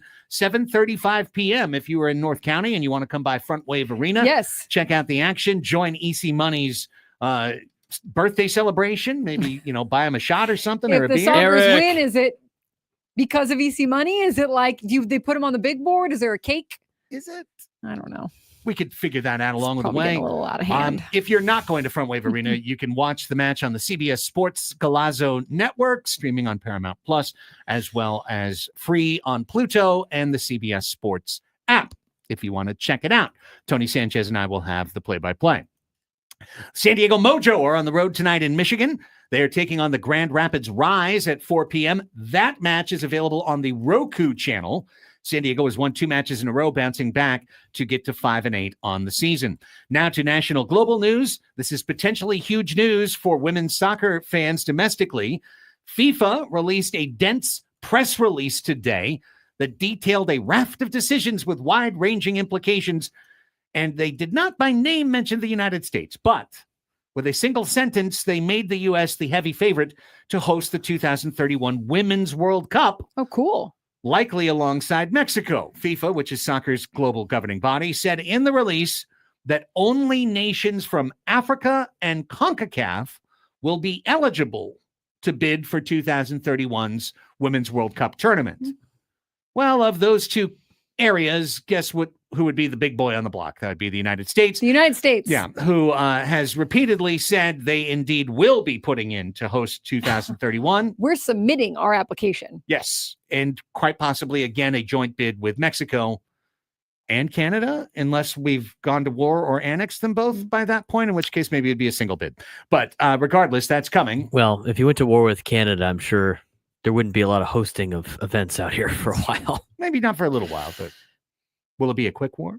We'll find out. Anyways. Peace, please. And a 2031 Women's World Cup that happens and is in the United States that exists. We're all looking forward to that. Okay, let's switch now over to the NBA. And you watched it yourself last night, Annie, as LeBron James became the first player in the history of the NBA to score 50,000 points regular season and playoff combined. I mean, that's a cool honor. I think I obviously so many great players you can talk about in the NBA and for different reasons and whatnot. And I think it's different now, the playing, the time, and how long guys play and all that. I'm sure there's. Well, he's gone 22 years. Exactly. No one else has gone more than 20. That's LeBron crazy. James. And he might not even be done. He's not done. Yeah. Because he's still a top 15 player in the league. Yeah, I give him. I think that's a cool accomplishment. Also, and Lucas said he's going to get to 70. I think he could. Mm-hmm. I don't know that he will. I think he could. But the Lakers ran roughshod on the woeful Pelicans last night, 136-115. Luka had 30 points and 15 assists, and he joined Jerry West, Magic Johnson, and LeBron as the only other Lakers in the history of the franchise to have 30 points and 15 assists. Wow. In the same game. That's Lakers hold a half-game lead over the field for second place. They've moved on up. They really have. How did the Mavericks do last night? The Mavericks? No. Well, they didn't play. Oh, okay, it's a win. That's a win. So it's not a full loss. I'm sure they enjoyed watching the Lakers win. It's only a partial loss because Luka won. So Golden State also kept it rolling. They beat the Knicks 114-102 last night with Jimmy Butler. That team is red hot. What's going on in the NBA tonight? Well, Dallas's next chance to lose is at Milwaukee at 5:00 this evening. The Lakers are off, but the Clippers will play host to one of the hottest teams in the league, the Detroit Pistons. Also, if you were just looking for a random game to watch on ESPN tonight, Oklahoma City at Memphis should be a banger. John Morant and Shai Gilgeous-Alexander going head-to-head. Over to the NHL now, where last night the Anaheim Ducks stomped the Edmonton Oilers 6-2. 6 points out. That goal horn sounded 6 times. Well, actually, that's not true because maybe in Anaheim it did. Yeah, they don't pull the goal horn on the road. No, they should. Silence. And this was at Rogers Center in Edmonton. So, as mentioned, huge win for the Anaheim Ducks. They keep it going on their Canada road trip today. They are in Vancouver this evening at 7:30. The OV watch continues tonight. Capitals center Alex Ovechkin is 10 goals away from tying Wayne Gretzky, 11 from passing him for the all-time goals lead. They are at New York Mike's New York Rangers tonight. Caps at Rangers at 4:30. Nice. And that's it for the sports fans. I got something. What do you got? It's fake. Some BS account on Twitter called NFL Rumors goes, breaking, former Raiders Hunter Renfrow has announced his retirement. And then Hunter Renfrow quote tweeted it and goes, just when I thought about making a comeback, I get hit with this bombshell. Guess I shouldn't have started working out again 2 months ago. LOL. So great. I love when I love athletes they play do that. with it. Yeah. They're like, you let know? me just go like destroy this They're like, we'll account. troll real you quick." back then. Or, you know? Exactly. I like that too. Hilarious. All right, let's take a time out because we got Sammy Levitt standing by to join us from Padres spring training. We'll get his reaction to OMG coming to SD. Jose Iglesias signing a $3 million deal to be a San Diego Padre in 2025. That and more from Peoria next on The Fan.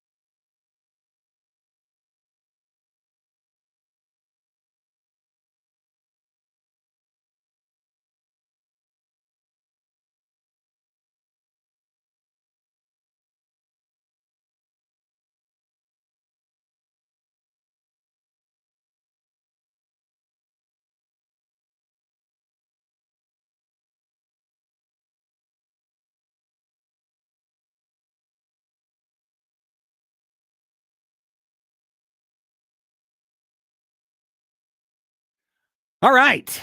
12:26. A foul-filled sports fix. Ran just a little bit long. Remember to tune in at 1 o'clock when we will announce today's biggest fan for an opportunity to qualify for a night in our Odyssey suite at a future Padres game.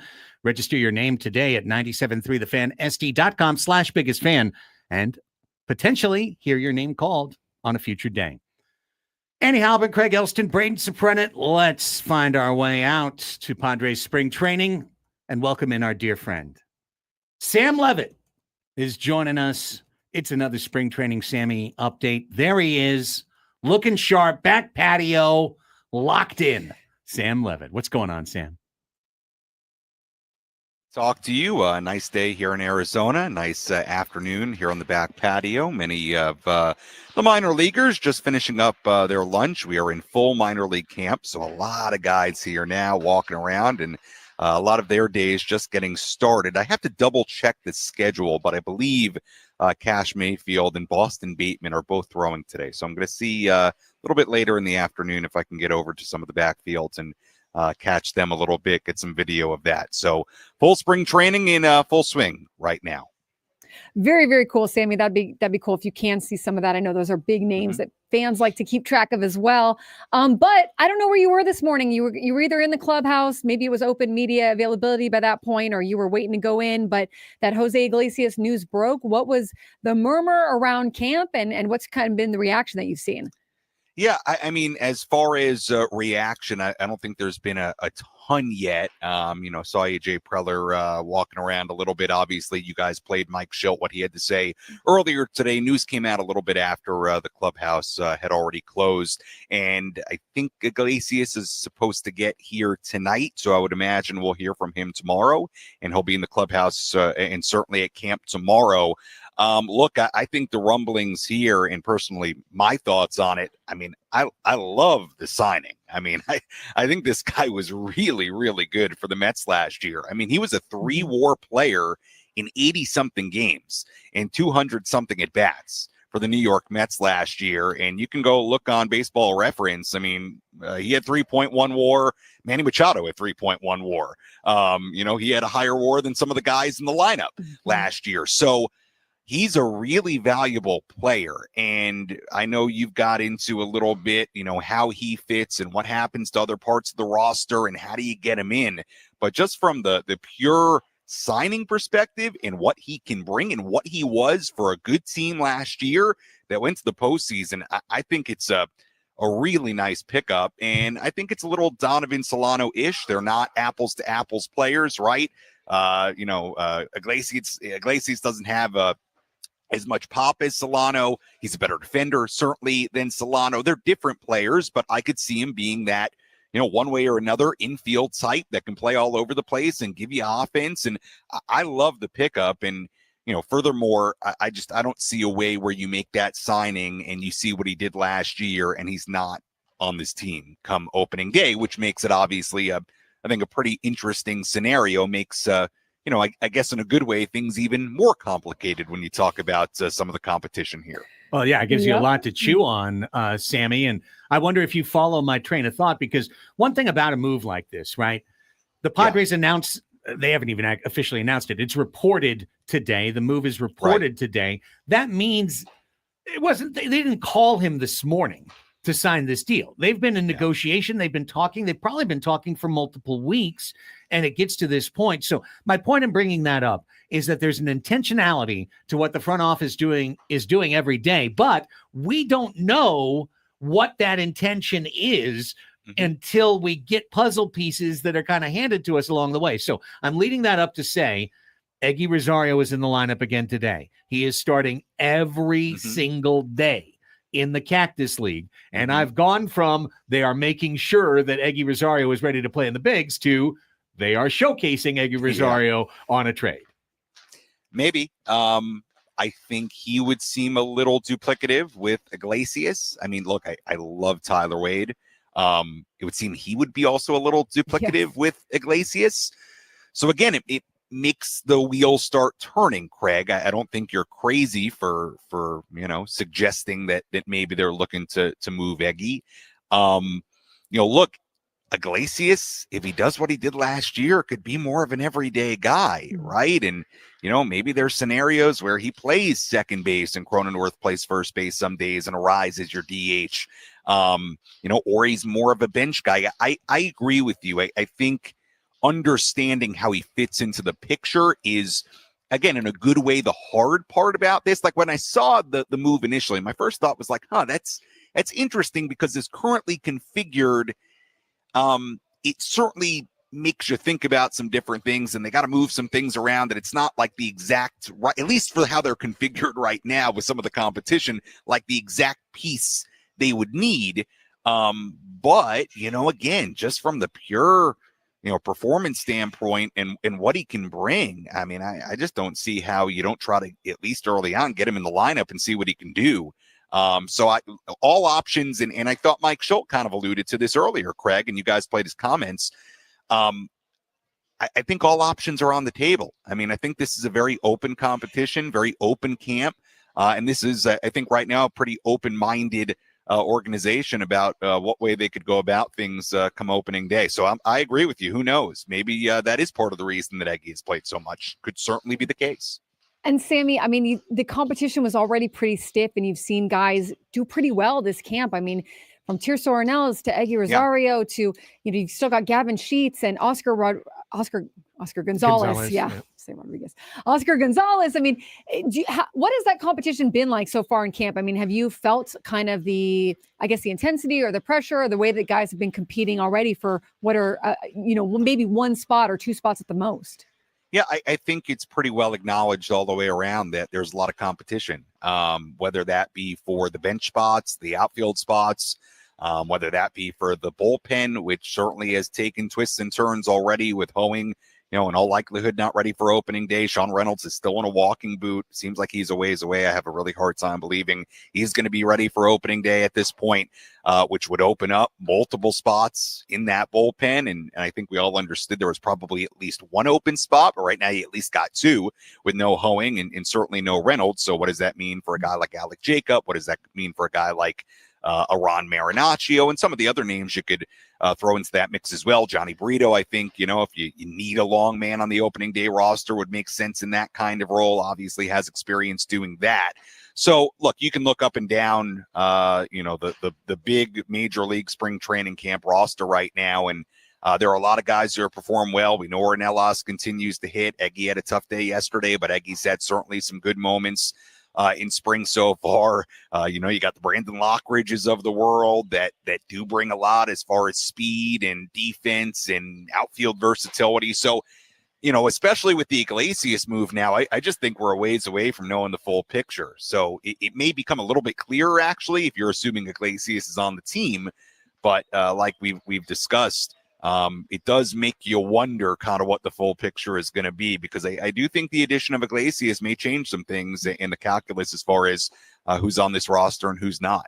And maybe just last thing from me on this, but it's wild that I'm thinking about a year ago at this time, and there were a lot of young guys, whether it was a Jacob Marcy or a Graham Pauley, right? There were a lot of young players, Lesko and Snelling around. Absolutely. On the minor league mounds. There were some guys that we could talk about as maybe someday in the future, these guys, but we knew they weren't going to contribute in 2024. We just knew that they weren't going to be a part of the Paulie hit one homer, but they weren't going to be really a part of the 2024 plans.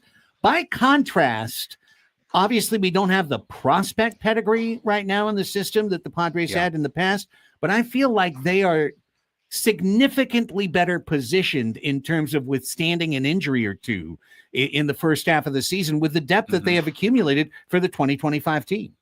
Yeah, I agree with that. I think it's, last year was interesting because we were so focused during spring training on that group of Paulie and Marcy and the pitching depth, Snelling and Major and all these guys that ended up getting traded. And to be quite frank with you, even before they were traded, had very little impact on the actual season, even though, and look, that's a symptom of spring training where we talk about a lot of guys for a long time that may never actually put on a Padre uniform during the regular season.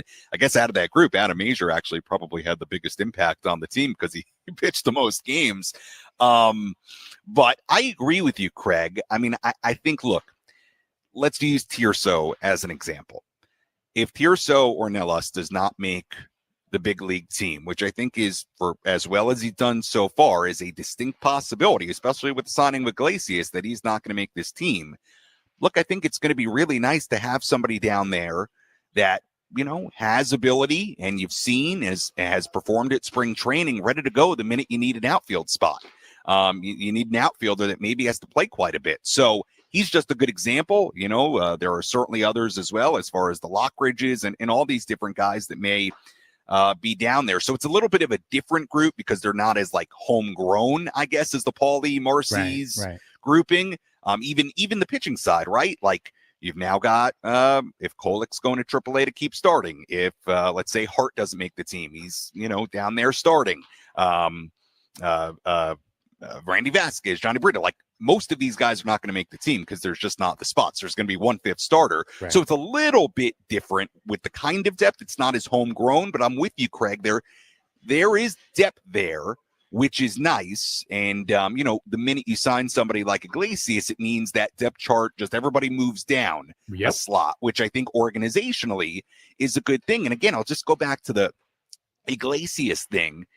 I mean, I find it ridiculous that this guy put up 3.1 WAR last year and had that kind of impact on the Mets and couldn't get a major league deal. I mean, that's crazy. So if you look at it from that perspective, I mean, Padres, we'll see how he does. We'll see how it pans out. They got to steal. They got to steal on a minor league deal. And what's it, a max of $3 million? Yeah. It has the potential to be a really nice signing. And look, we saw AJ do this last year where, he got some very low risk guys in here, the Peraltas, the Solanos, and he hit on them big. And I think we've talked about it probably before, the necessity for AJ to do that in some capacity again. And this would seem like a prime candidate, Jose Iglesias. And now, hey, maybe I don't know, maybe the Padres are going to be walking around with OMG signs. Yes. Now. I don't know. We got that part of it too. We're going to get that part figured out. Well, Sammy, maybe you'll have that info for us in our Friday meeting. But yeah, I would. From what I understand, I think Iglesias is going to get in tonight. So I would assume there's a pretty good chance that he's here tomorrow and that we hear from him tomorrow. And I'll tell you what, it's going to be an interesting guy to hear from because it seemed like he really wanted to be back with the Mets. And they obviously didn't get together on a deal. And, that was a very big season for him last year in a lot of ways. I mean, so I think it's going to be interesting to have Jose here and good clubhouse guy, for sure. So going to be, I'm big fan of the move in a lot of ways. I really am. We always appreciate you, my friend. We'll chat to you on Friday. All right. See ya. There goes Sam Levitt live from the back patio at Padres spring training. Let's take a timeout. When we come back, it's time for our Wednesday silly game. Your chance to get qualified for a shot to see Alanis Morissette in concert in Las Vegas. To do so, you are going to have to match your wits with the All-Star Celebrity Panel in our midweek edition of the Match Game. So we need 2 contestants to call in at 833-288-0973. Not 1, but 2. Double the chances to get in today. 833-288-0973. Give us a call during the break. We'll screen up 2 contestants. We'll assemble the panel, and we'll play Match Game next on The Fan.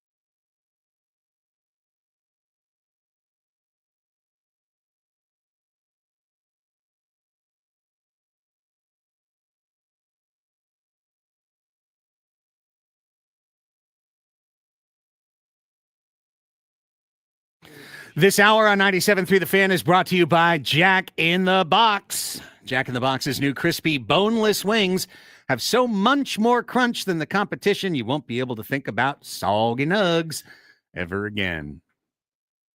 Didn't we already do soggy nugs today? Anyway, I got 2 of them. Oh, today. wow. today. Okay. Got 2 today. You know what we're missing, Braden? We are missing contestants. Yeah, we got some. Do we? My phone. Do you? My thing's empty. Oh no, I got 5 right here. Oh, Yeah. jeez. You gotta reset your computer. Yeah, this computer's dead. Dead. D-E-D. Dead. Okay, well, that's good to know. You're just going to have to tell me the names when we get there. Because it's time to get ready to match the stars. Are the stars ready? The stars are Got a lot of fumbling over there. What's getting going on? ready. They are ready to match the stars. Annie Heilbrunn. Hello. Adam Klug. What's up, guys? On the reg, Greg. Hello. That'd be Mike Oh, hello. 4, not the one Hello. that I had before. Hello. That headphone jack actually works, so I'm going to use that one. Nice. You could use a different mic with a different headphone jack. No, that's not how I do things. It's gotta be Reagan the same. Brennan. Hello.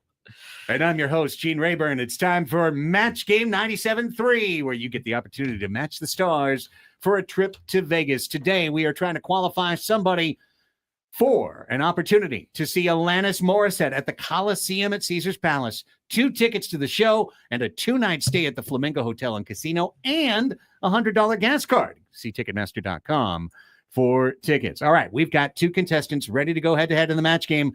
Braden, who's contestant number 1? Paul in Scripps Ranch. Hi, What's up, Paul. Welcome to the match game, Paul. Hi, how are you? I'm fine, Paul. How's it How are going? you?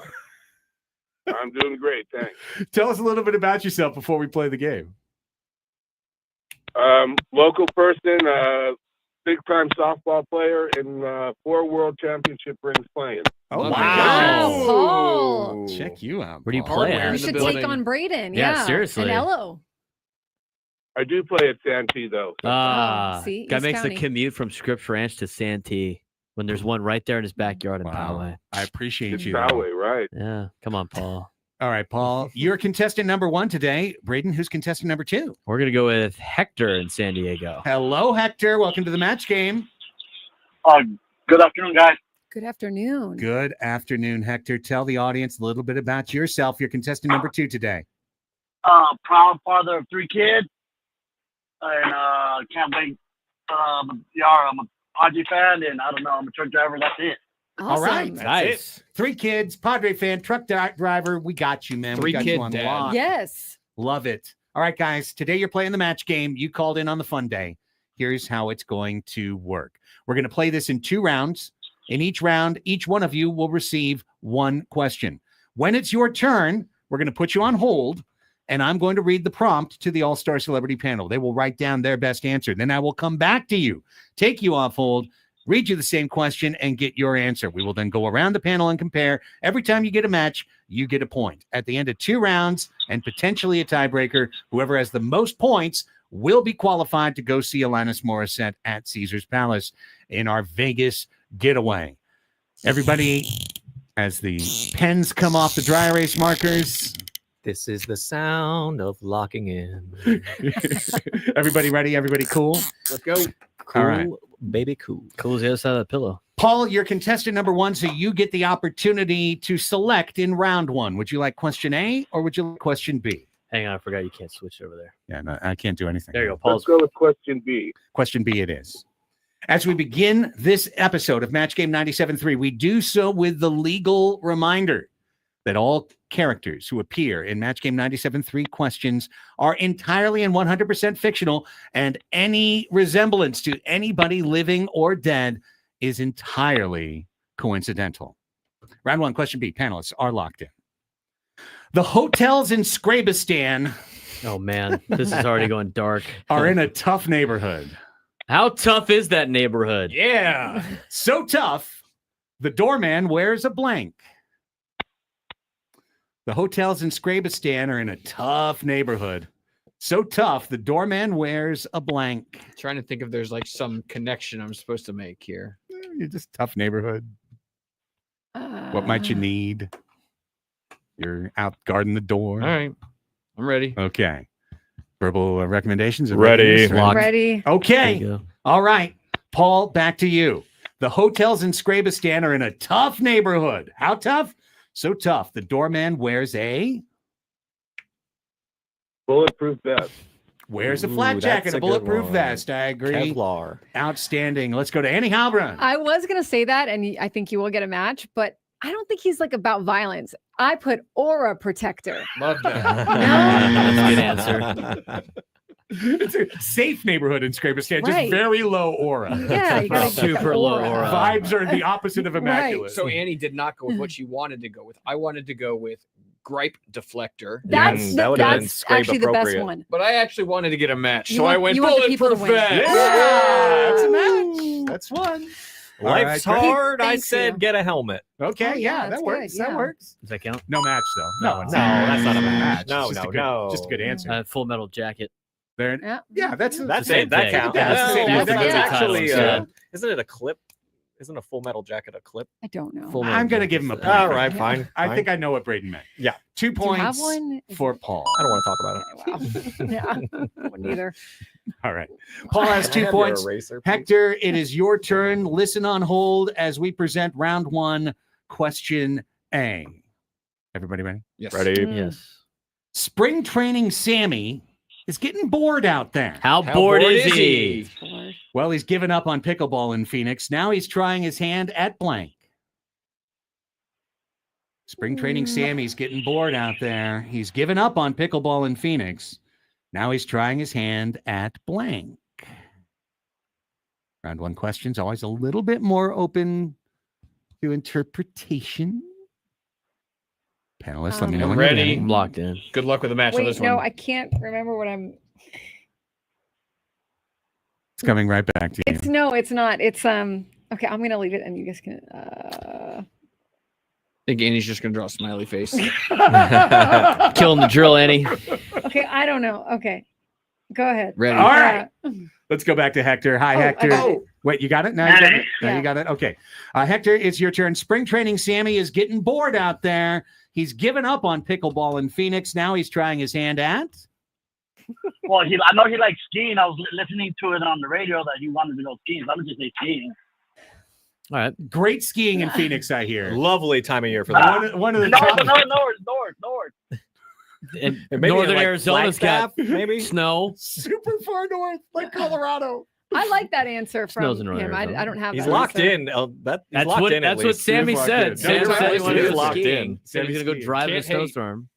I wish I had been smart enough to think about Delilah, but I didn't. I said chain restaurant reviews. Yeah. You know, Yeah. like on the He'll give TikTok. them to you, know? for sure. Sorry. We got sorry, Adam it's a now. bad answer. I changed my answer. I had one written out, said cut that meat, working at a deli because I think he likes to eat at a lot of delis. But I changed it to Viore model. Yes, It's absolutely. Lululemon. But he went that's the to only Lulu. thing. But But he, no, thought he he, likes- likes, he said he likes yeah. both. He said He he likes likes the Viore Viore tops. opportunity. Okay, He likes that's the good, Viore that's tops. good. We gave I enough would have love given to credit Lulu. to either athleisure wear All right. brand. That's fair. Fair, All right. fair. Here's on the red Greg. Most I know about him is that he's a viral sensation with the silky smooth voice of his.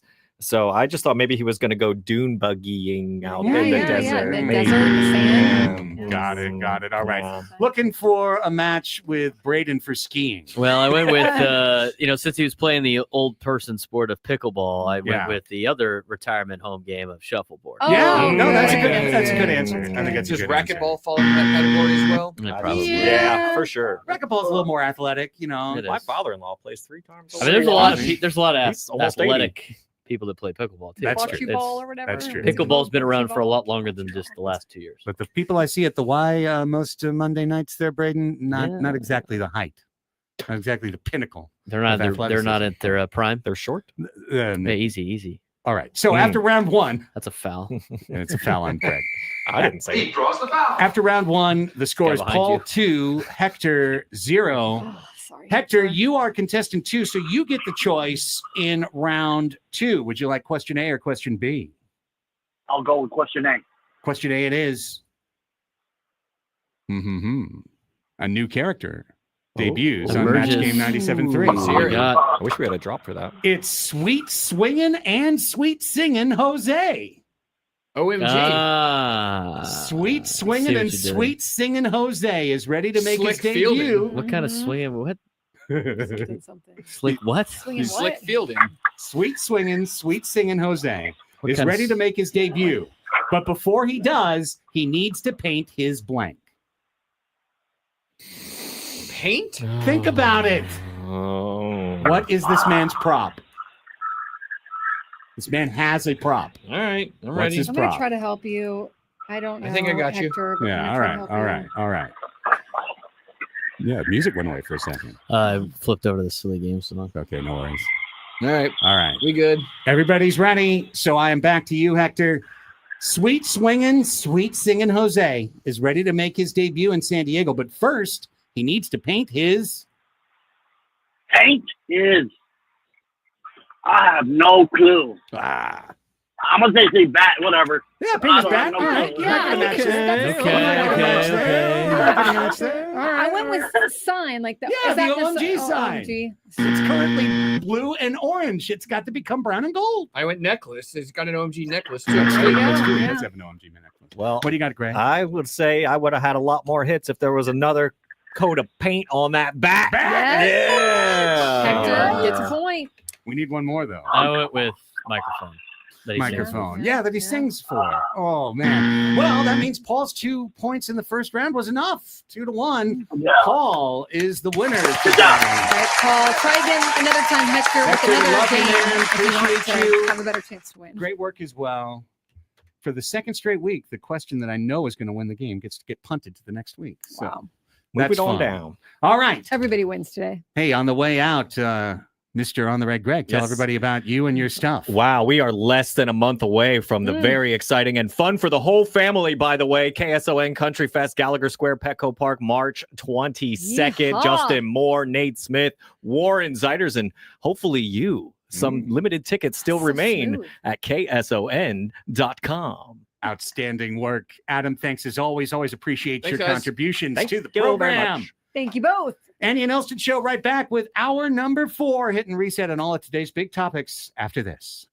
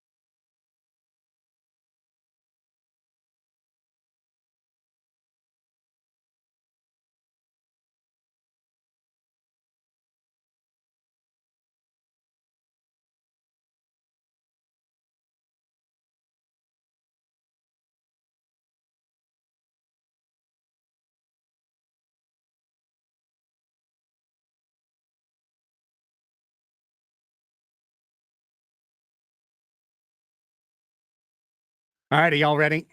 It's that time. It's time to announce today's biggest fan. Congratulations to Sonia Palacios from Lakeside. Sonia Palacios from Lakeside, give us a call back in the next 10 minutes at 833-288-0973, and you'll qualify for our grand prize, 20 tickets for you and your friends for a night in our Odyssey Suite at a Padres game later this season. Remember, you can register your name at 973thefansd.com/biggest fan. But Sonia Palacios, now is your time. Be the first this week to call in as an Annie and Elsten biggest fan. It's a tiny little pain, one that we forget immediately at 154.15. Yes. But Sonia. Tiny little pain. What's her last name? Palacios. Sonia Palacios. Lakeside's finest. Call on in. Give us a ring. 833-288-0973. Because we came out late, 1:13 is how long you have to call the show. And we look forward to doing so. Beatrice, I would stop telling people that they can still register, except it's in the read. And like Ron Burgundy, if they put it in front of me, I have to read it. I have to read it. So that's that. Here's what's going on at Padres spring training. The Padres are taking on the Rocks at Peoria Sports Complex. And in a very similar situation to yesterday's game, nobody is scoring. So on one side, let's talk about the positive of that. Michael King, Annie, 3 just humming, smooth innings. I don't know what the ceiling is for Michael King. I truly don't. By the end of last year, he was a top 6, top 7 starter in baseball. Yeah, there was a story in the UT. I think I missed it. It must have been a few days ago, or I don't know if it was today or what, but a feature on Michael King. And when you look at the stats, what he ended the year as and like his last, 10, 15 starts or whatever the numbers were, I mean, it rivaled the best in the league in terms of his ERA and what he was able to do as a pitcher. He got to 173 innings, somewhere around there. His goal was 180. He's already put his new goal, I think, at 200 innings. But, obviously you have to go out and do it again. And that is one quote that he said. He said, the best in the league, you have to do it year after year after year. And he's like, I've done it 1 year. I've done it 1 year. Now I got to go do it again. So he gets what's ahead of him. But I mean, you couldn't ask for more than what he did last year. And especially since he changed. I mean, he was so homer heavy. He was giving up that homer after that homer at the beginning of the season. And then he shifted. He figured out how to work through the lineup multiple times, how to pace himself with his pitch mix. Didn't have to go so aggressive right off the bat, coming like a reliever would. And he really adjusted to that starting rotation. He did a great job. The only thing I even think about this year about Michael King is health. That's the only thing is like, how's his arm going to hold up? Right. Yeah. Because you jumped from 80 something innings to almost 180 innings. So do you have he wants 200 innings this year. Yeah. Do you have it? Do you have it in you? Here's the thing. He's such a big dude and he's got excellent mechanics and he doesn't seem like the ultimate effort pitcher. You know what I mean? It doesn't now you never know. The ligament tells the story. Yeah. At the end of the day, the ligament will tell the story, but he just feels like a guy. He feels like a guy you want to invest in. He feels like a guy that you want to try and get to stick around because, I mean, if he has a big year this year, he's going to go right to the top of the free agent board next year. I mean, him and Dylan Cease. Yeah. Yeah. Be right there at the top. I mean, it would be an honest question, wouldn't it? For whatever team wants to open up the money books, like which guy would you, let's just say that they both kind of put almost the exact same season out there that they did last year. You could make a real solid argument that you'd want King overseas. Yeah. And I guess it's right. It's kind of how teams will look at it. It depends on what kind of season they have this year, but I think he'll get a good deal. I mean, if he has a decent year or a year close to what he had last year, I think you're going to look at some teams really being interested in him and what his potential could be. Yeah. If there's a world where the Padres can sign a player to an extension, the one that makes the absolute most sense should be obvious to everyone, Jackson Merrill. He's the youngest. It would cost the least. He might be the most important player on the franchise before, a couple of years from now, for all we know. But King, Yeah, you have money coming off the books next year. If you're able to hit on some of these younger guys that maybe make the minimum, I mean, maybe you are able to, use 2 or 3 or 4 minor leaguers that are making a jump to the big leagues. Maybe you can, kind of make some creative deal that would work out for the team. I think it's more possible with Michael King for the Padres than I do with Dylan Cease. Yeah. Undoubtedly. Yeah. No knock on Cease, by the way. Yeah. Just he's got Boris as his client. Yeah. Right? As his And agent. he's done it longer. And Yeah. All the strikeouts he's racked up. Yeah. He's going to get a Burns deal. Mm-hmm. He will get a Corbin Burns deal. I think so. Yeah. Yeah. Michael King could too. He could get a Max Fried deal. Like he very easily could. Or you could try and approach him during spring training. Mm-hmm. You could try and get it locked in before he has that next season. There would be advantages to Michael King. He would be betting, in a way, hedging the bet on himself. Yeah. You know what I mean? And if he's open to talking about stuff during the season, I mean, Joe Musgrove got his done midsummer in the middle of a really good year, and just wanted to stay in San Diego and wanted to get it done. And, but it depends, right? It depends on how open he is, his agent, what the money situation is for the Padres, all that good stuff. Meanwhile, in Peoria, as mentioned, King, great. Offense, not there right now. Padres had a nice little rally going in the first inning. Xander Bogaerts grounded into a double play. Killed that one dead. Am I seeing this correctly? Is one hit so far? Just Tatis? Is it? Yeah. Okay. Yeah, there was a hit and a walk and then a double play. And then known Padre killer Anthony Senzatella was in the game for the Rockies. And I swear to God, this guy only pitches against San Diego. Like, you never hear about Anthony Senzatella. And then there's that random May. It's like, well, we're at Coors Field, and there's Anthony Senzatella for 6 innings, 1 run. And there's Bud Black with that look on his face. Yeah, that's right behind you. Oh, that's baseball. That smug look, right. Always bet on there's black. Anthony, right. Always bet on black. Terso Ornelas just reached on a walk. Terso Ornelas is playing his way into the starting DH job potentially. And I heard Ben and Woods talk about left field. Like, could he play left instead of Hayward? It's not impossible that could be if Jason Hayward just never gets a hit the entire spring. You and I have both agreed we're not going to be precious with $1 million players. Mm-hmm. Would you just let the better defender, but a guy who maybe has no chance to hit, would you let him go and just give Tirso the reins? Just give him left field. Potentially. I mean, he is a guy that, like, if you're high on and you see the potential in him, and I think they do, and you want him to start getting that big league experience, hopefully somewhat soon. I mean, he is one that has two options left. So you can put him back in the minors, bring him back up, et cetera, et cetera. But yeah, I think, you want to get your bats in the lineup. If you've got a guy that's hitting, you want to try to figure it out, even if it means being creative with your positioning sometimes. Now, if you missed it, and the story came out starting at 8:00. Robert Murray was the first to put it out there on Twitter, which is that the Padres have agreed to a deal with infielder Jose Iglesias, who was with the Mets last year. And as Sam Levitt said last hour, in half a season, put up the same WAR as Manny Machado.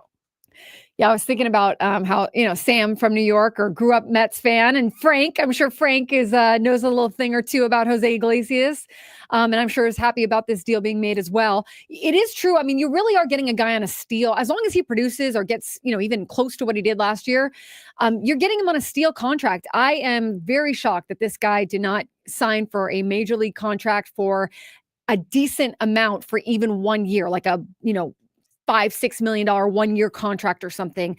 But this is the life of a 35-year-old, I guess, these days in the big leagues, and someone as spring training is, 3 weeks away from the regular season. Maybe he didn't want to wait around anymore. I do think he wanted to go back to the Mets, and you're right, the Mets did. I was looking at some stuff this morning. They said they were out on him. Madrigal, I think they signed, and then in on him, and then who knows, maybe back. I don't know, but I can understand why he wanted to go back. He had a great experience with them last year, but I think he'll find that the Padres honestly have a very similar type of team in terms of what they're about and their potential for being in the playoffs and the World Series, and the clubhouse demeanor. And obviously San Diego's a pretty nice place to land. So I think that this is a really good signing for the Padres. And again, it's low risk. What do you lose really? A few $1 million if he ends up not producing. But I think he's gonna keep doing what he's been doing. Yeah, I think the only real risk, Annie, is the opportunity cost if you trade Eggy Rosario. Would Rosario have potentially delivered more value because he's got power and he's younger and maybe he grows into an even fuller time role for the team? We know what we're getting with Jose Iglesias. He's 35. He's on a 1-year deal. He's just got a series of 1-year deals, over the course of his 30s in the big leagues. You hope he's a great performer. And then just like Solano, he could be here today, gone tomorrow, next year. So, this is a short-term commitment with Jose Iglesias. But having said that, boy, he takes the Solano box and he fills in every corner of it, Yeah. Doesn't strike out a lot, doesn't walk a lot, but he puts bat to ball. He's a contact guy, fits right in with the Padres offensive strategy, which is gap to gap, line drive, pass the baton, going to run into some homers here and there, but not going to be a super power guy. Like you said, that's Rosario is the potential for that more. But I think in terms of this lineup and how he slots in, plus the ability to jump in at shortstop, at second base, at third base, and be a good defender at any of those positions, plus a good clubhouse guy, a good vibes guy. I think there's a lot going for him that could help this team. It's just a matter of how are you going to juggle these pieces around now? And I mean, we still don't even really know what are they going to do in terms of who's going to be at what position. Are they going to move any of the starters around? Is he going to be a bench guy? And kind of like you said, who doesn't make the team because of that? Let me tell you something about Jose Iglesias, who has been in the big league since 2011. Against left-handed pitching, in over 1,200 career at-bats against left-handed pitching, he is a 300 lifetime hitter, 345 on base, 433 slugging for a 779 OPS. That's almost 100 points better than he's done against right-handers in his career. Yeah. He's hit almost half of his career home runs against lefties. 22 of his 51 have been against lefties, and that's in about a third of the at-bats. So, I mean, he's legit. And while Eggy Rosario has hit lefties, like that was in like 20 at-bats. This is in 1,115 at-bats. You have a lot more proven experience at the big league level. And typically that's where Preller is going to go, especially if he has the ability to. He's going to start with the big leaguers and the guys who have done it before. And then he's going to move to the farm system if he has to, and it worked out with Jackson Merrill. They felt very high on Jackson Merrill. And I do think that they feel high on some of these other guys. I just think that when you look around at this offense, we've been saying it all offseason, really, they did kind of need another bat, or we weren't sure, did they need another bat, that sort of thing. And you had all those guys coming in on those $1 million contracts or those minor league deals. You figured one of them could be it. But maybe AJ Preller looked around and said, I think I need a more proven bat to supplement this lineup. We just talked about the bottom of the lineup yesterday. There's a lot of uncertainty there. Bingo. That I couldn't Who stop was our thinking caller about yesterday? Yeah, it was during Ask Us Anything. I forget which caller name, I forget your name too. Sorry, but they asked, like, oh, he was the guy who called in early and was like, "Is this going to be something?" He hung around and then he made it into a question just for you. Maybe Dave, but I'm not sure. About can they overcome it? Well, I thought about that a lot as the evening went along, and I'm like, there really is the chance that the Hey Joe platoon winds up hitting 208, the bottom of the lineup and the catcher position. And Diaz, what do you get from him? Do you get anything? If you have Maldonado on the team, it's a straight guarantee he hits under 200. And Camposano, we don't even know. I mean, like, what do you know? And then you get to the DH. Okay, Turso, unproven. Sheets, guaranteed low average. Yuli Gurriel, give me a break. Get out of here. Go to the minors. Go somewhere else. Don't be here. Like, none of these. Let me just put it this way. You could squint and imagine a world where that 7-8-9 was productive enough to keep the Padres afloat, but you could also easily imagine a world where it wasn't and where it was a real problem for the team. Yeah. And where it put a lot of pressure on Jake Cronenworth and Xander Bogaerts to be big time plus contributors to this team. And then you start looking at the lineup and going, a world where Croney and Bogaerts are slumping. Now, where's our offense? It's the top 4 guys, and that's it. And isn't that the truth? Because last year, you kind of got your butt saved throughout, not because whoever wasn't hitting. There was a time that Manny was working back from his injury. There was a time that Tatis was injured and not in the lineup. There was a time that everyone's in slumps. Luis had his thumb. Well, who'd you have? Kyle Higashioka. Jerkson Profar, Donovan Solano, David Peralta. Right. You had all these guys who are similar to this type of player in Jose Iglesias that that AJ Preller has brought on. So I think it's a good problem to have, and hopefully a kind of a kind of a flyer, but like a little bit of a proven flyer, to be honest. Like a guy that I think could really be a steal if he's able to perform close to what he did last year. He was signed on a minor league contract last year too, to the Mets, and then ended up, what was it, 3-war? Yeah, 3-war. So he's used to this life. Sadly, but it is true. And like mid-30s veterans who are actually good is the new market inefficiency in baseball. Every Major League Baseball team is willing to Logan's run it and say everybody above 35 is dead. And then there's these players who are actually still good. And all the leverage is with the teams, because you have these players who are getting nervous. They're getting nervous. I'm telling you, David Peralta looks like he's nervous, and I don't know what he's asking for, but you start to think, which team is going to sign me? And so, you might lower your asking price, or you might be more willing to sign somewhere you weren't thinking about previously, or whatever, just because you want to get with the team. Jose Quintana, I just saw, went for $4 million. Yeah, I know. Which I guess I'm surprised at. $4 million? I thought he'd get more. Me 6? too. What did Martin Perez get? He got $6 million. Yeah, I thought he'd get at least 6. But again, is that because you got closer to the season and the team could leverage you a little bit? I don't know. Or maybe because he's older? Well, Jose Quintana? I read Craig Calcaterra's Cup of Coffee newsletter, great newsletter, but his analysis of that signing yesterday was that if you broke it down, which we haven't had to because we haven't had Quintana. Yeah, he went to the Brewers. Yeah. Yeah, that he pitched very mediocre last year to close to a 5 ERA until like his last 9 or 10 starts. Okay. And then in those starts, you could make the metrics argument that he got extremely lucky, that he had like a very low BABIP with no strikeouts. So maybe they were a little wary of him. Bingo. Yeah. That maybe if you're signing him, you're just getting the same thing as if you got Kyle Hart. Yeah. But the Brewers, who are cheaper than the Padres, it must be repeated over and over and over again.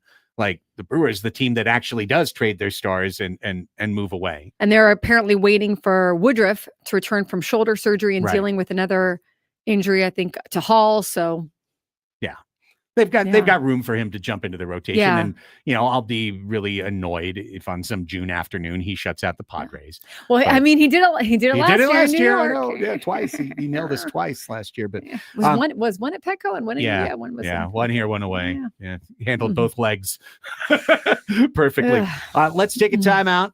Love the Iglesias sign. This is my second favorite move of the offseason. I think it's a good move. I really do. Yeah. Pivetta number 1, Iglesias number 2. I think these are good moves that make this a better team going forward. When we come back, we got a grab bag for you. We'll touch on the Aztecs night last night. We haven't mentioned Roki Sasaki yet. We will get to that. Yeah. And a venerable part of our young adulthood for sports viewing comes to an end in May. We'll get to those stories as we continue with Andy and Elsten, San Diego's #1 sports station, 97.3 The Fan.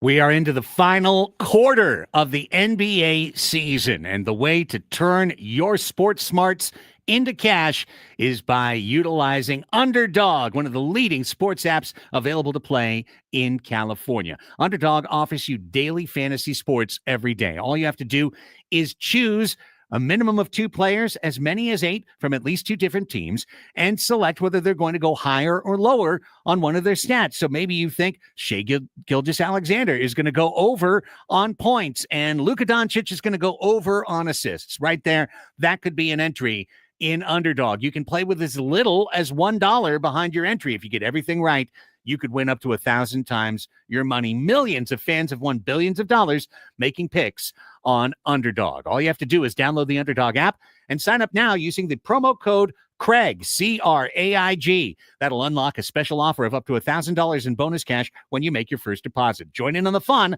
Sign up with promo code Craig.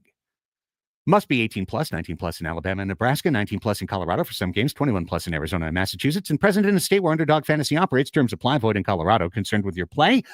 Call 1-800-GAMBLER or visit ncpgambling.org. In Arizona, call 1-800-NEXT-STEP or text NEXT-STEP to 53342. In New York, call the 24/7 Hope line at 1-877-8-HOPE-NY or text HOPE-NY.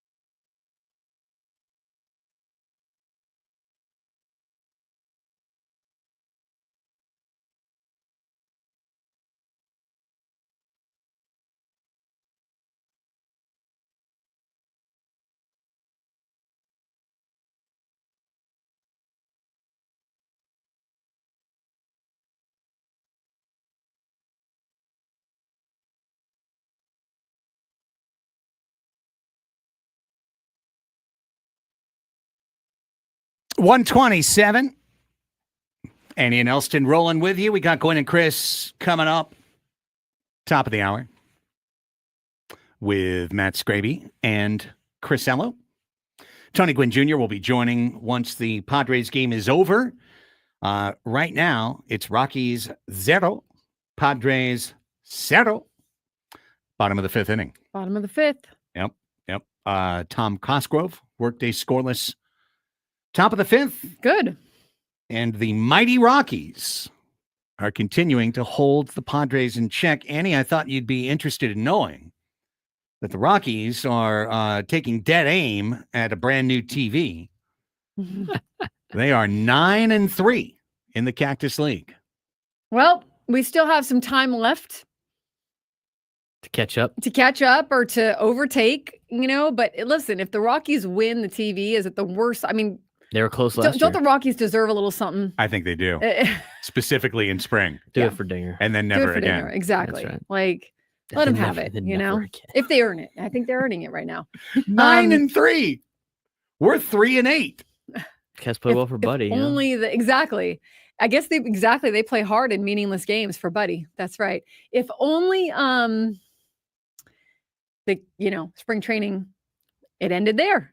They'd be real winners. They would be real. They might even be real winners of TVs. All grown up. They'd be all go to local up. Best Buy, pick up the TV they want. MLB pays for it. I got manager of the year, like betting lines, Oh, really? Oh, sick. All right. Well, where's that guy? Just very, very quickly. All right. I still want to hear it. I'm just saying, like, where's this going to be? Where's our guy going to be? Okay. Yeah. Okay. I don't know bets. I'm going to just guess before you start. I'm going to say he is the 5th or 6th choice. So minus is the lowest, and then you're going to go by increasingly higher pluses. Okay. It says like this. Okay. Craig Counsell is 5-1. Is that okay. Right? Okay. So we're going to go that way. Okay. Yeah. All right. Well, what does that mean? Does that mean he's most likely? It means it means if you bet $10, you'd win 50. Okay. Tell me what you think when we get to. Okay. Terry Francona is 11-2, but plus 550. He's the only one that has his plus 550. I don't know. Derek Shelton 6-1. Dave Roberts 7-1. Bob Melvin Derek 8-1. Shelton of the Pirates Yes. is 6-1. Davey Martinez 9-1. Carlos Mendoza 9-1. Brian Snitker 10-1. Mike Schilt 10-1. Wow. Torey Lovello after him 12-1. So he's like 8th or 9th. Bud Black is 7th or the 8th bottom, choice. 33-1. Bud Black is not going to win manager of the year. He's not going to win this one. Probably not. However, okay, 10-1 to get Mike Schilt for manager of the year. These are like, it's pointless. I mean, this is the entire thing's pointless. The whole thing is pointless. The manager of the year is usually the manager that surprises people, right? Yeah, it's very hard to predict who's he going does to be. a lot with not a lot. Mm-hmm. Yeah, that's Kind true. of. They do look at it that way. It seems like Sometimes, the ones that have, I guess, the lower roster payroll maybe, and getting the most out of them. Scrappy little team. Yeah, that's why the Brewers got one executive of the year. Yes. Right. And Pat Murphy won manager of the year. Mm-hmm. And even though the Padres are in a very similar situation, some of the writers get mad because they signed Manny. So Mike Schilt finished second in that one. Terry Francona might be one that, like, depending on what kind of year they have, because they love him. Yeah. Derek Shelton, it's kind of a reach. You got Paul Skeens, bro. Relax. Yeah. It's not impossible that It's the not Pirates are decent this year because you do have Jared Jones, you do have Paul Skeens, you've got some young pitching. Yeah.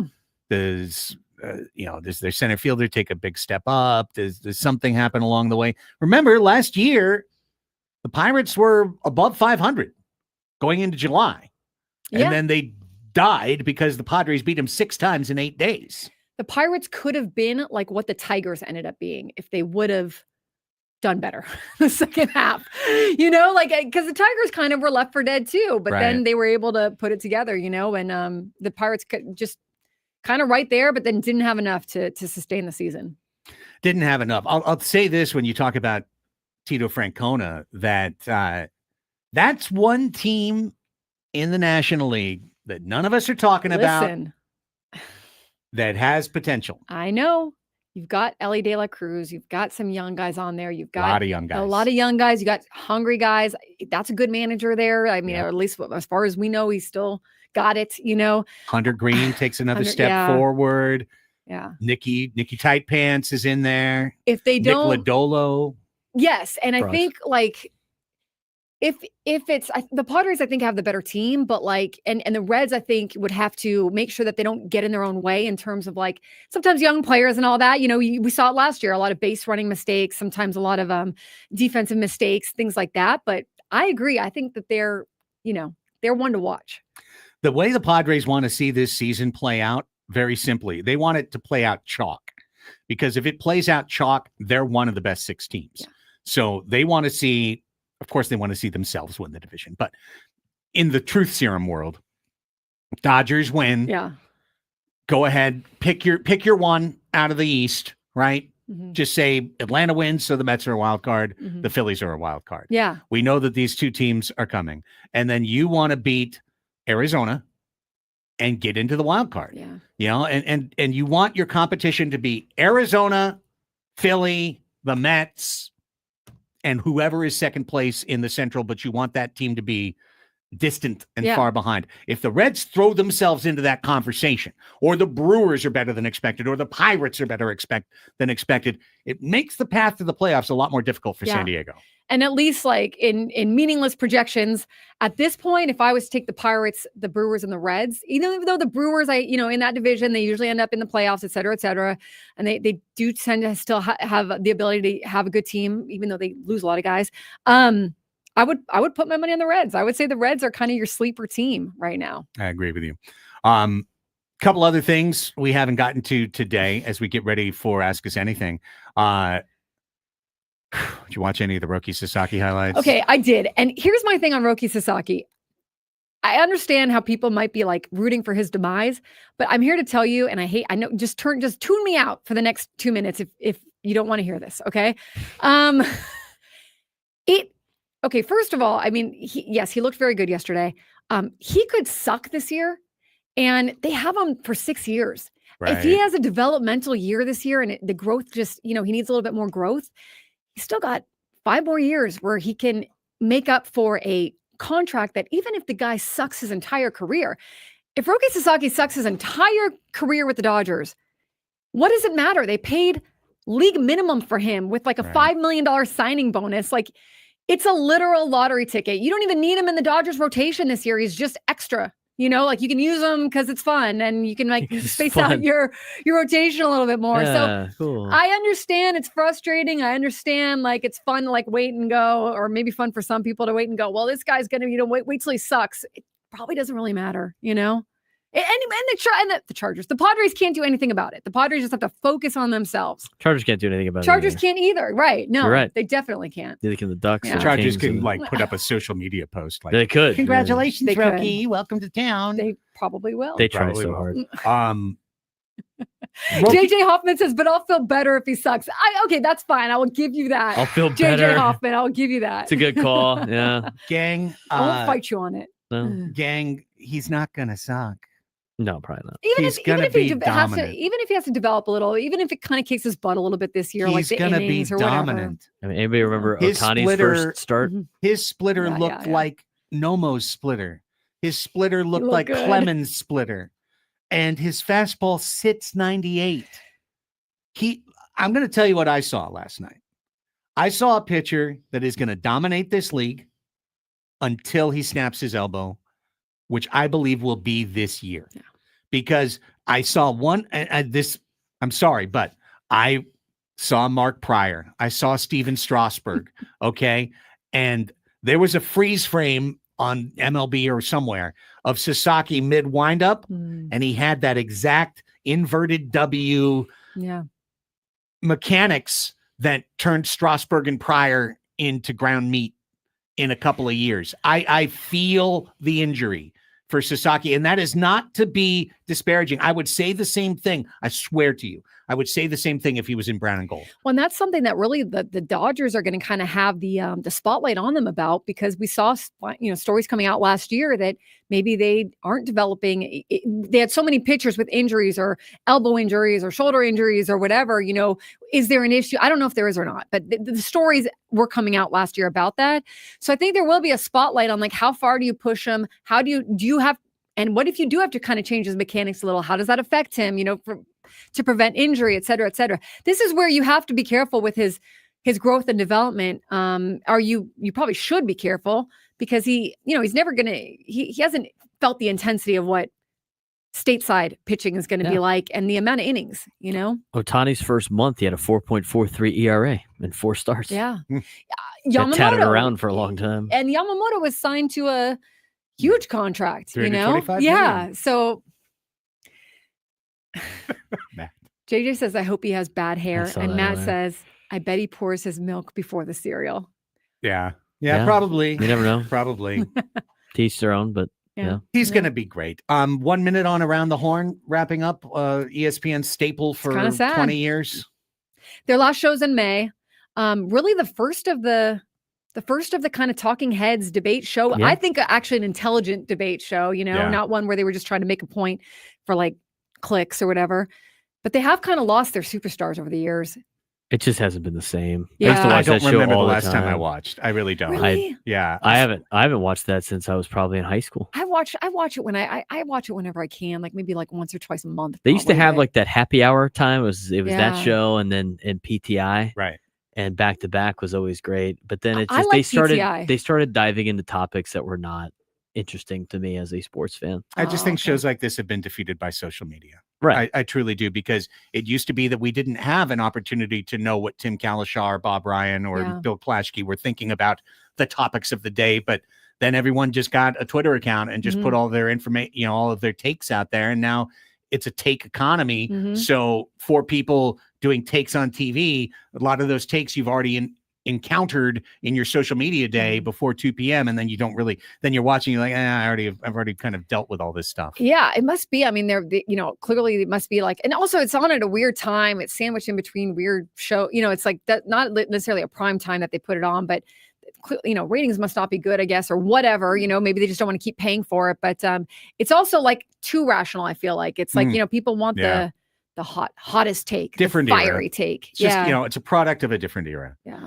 And in that era, it reigned supreme. Yeah. And now we're in a different era and it goes. But shout out to everybody who's been a part of it. Yeah. And to Tony Reale for all the points he has given out and deducted over the years. I'm sure somebody has Woody the stats. Page's whiteboard, blackboard. I know they were all like putting up, like all the normal guests were yesterday, like kind of like, reminiscing and talking about all that. And it is kind of sad to see that, but they're on through May. So, hey, more shows. We are on till then. We're on till 2. I mean, we'll be back tomorrow, but we're on till 2. So we got to take one last time out and then we're coming back with our last segment. It's time to ask us anything, gang. Phone lines open now. 833-288-0973. Give us a call. 833-288-0973. If you call us in the next 10 minutes, we will get you on the air. All we need is for you to come with a question ready to ask the program. That's why it's called Ask Us Anything. We do it next. San Diego's #1 sports station, 97.3 The Fan.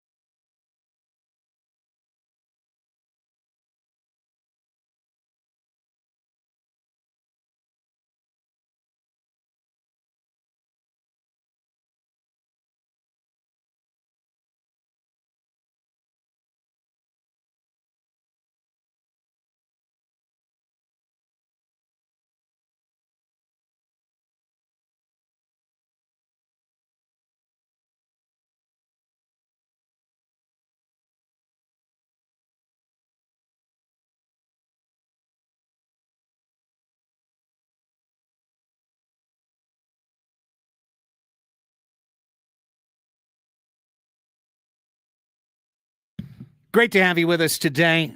1:45 on the Fan. Tomorrow's program, fully strengthed, fully loaded 4-hour show. I will hear from what we understand from Sam Levitt. We'll hear from Jose Iglesias tomorrow. That'd be great. How would your opinion of this signing change if at his introductory press conference with the, people all gathered around him, Barry Bloom tucked right up to his right hip, breathing down his neck, that Jose Iglesias went, guys, I'm happy to be in San Diego. And before we go any further, hit it, Jimmy. And the music starts, and then he just pulls out a mic and he's like, here's my brand new single from Candelita. As the queen of eyewash, I'll take it. I'd like That'd it. be hilarious. What if he answers every question in song? That would, Wow. He sings he sings every question. Yeah, my God, that'd be I'm like a Padre. That'd be Scott Boras level cringe. It would. It be. would. Yeah. That'd be The too first much. two would be funny, but like the seventh or eighth, Yeah. Okay. you're like, wow, you are committed to the bit, Jose. We're still doing this. Yeah. We'd be Still doing wondering if this was actually a good signing. I you know? come in every day to play the way I play. I mean, I don't What if he comes in and he's like, I'm not sitting on the bench. I'm a starter. Yeah. What if he does that whole bit? I'd love to see him come in and be like, they signed me to be the shortstop. Do a He's little like on a Raffy minor league Desert, contract, and he's like, little Raffy Devers action. He's yes, like, I'm the third exactly. baseman. Yeah. They made a Mhm. promise. They made a promise. They made a promise. They said they were looking for a new shortstop, third right. base. I start every day, just like goes scorched earth on the Padres before they even shows up. Oh, who's this Iglesias guy? Whoa, hang on. I thought your vibes were immaculate. Yeah. Walks over to Manny. I'm the captain now. Be great. My guess is this is going to be a very lovely, benign, humble interview. Well, then But it's fun to think about it, Yeah. the other way. knowing this roster now, if you were to do that, Kyle Hart would step up and be like, man, he's our captain. He's always been our captain. Yes. Right. Yes. We've And gone we're going to through win the thick and thin NL with them. West. Yeah. Yeah. What do you think about that, Jose? I say let's hit the bumper. Let's go ahead and do it. That'd be great.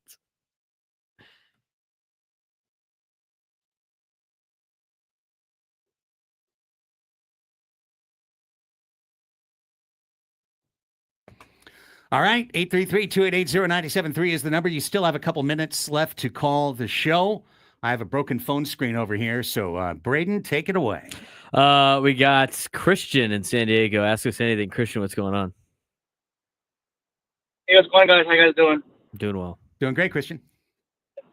Hey, so spring training doesn't mean anything really. Should guys be excited, for developmental side of things? Should you be excited for what? Should they be excited for spring training wins, on the supplemental and developmental side of things? You know what I mean? Oh, Yes. yes. I mean, I think you should. here's allow us to share the official show position on spring training, which is as follows. Anything good that happens It's great. is meaningful and real. Everything bad that happens is meaningless. And why were you paying attention in the first place? If you go with this credo, you will be very happy all the way through spring training. We promise. Mm-hmm.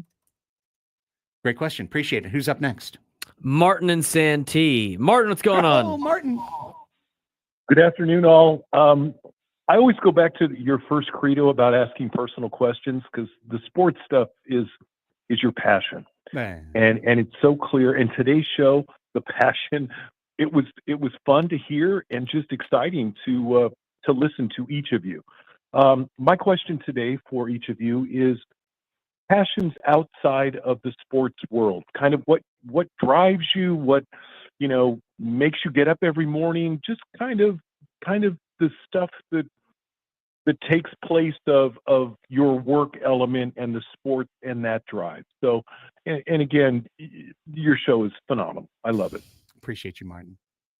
What do you got for that one, Annie? Thanks, Martin. That was really, really kind comments, and we appreciate it. Well, obviously, my family and my friends and all that good stuff. But I take dance classes. I like to dance, and I like to hike and walk and run and all that good stuff. Work out, and I want to say that's like all I got right now. Like, It's very outdoorsy, sportsy. yeah, it's I'm trying to think of like what I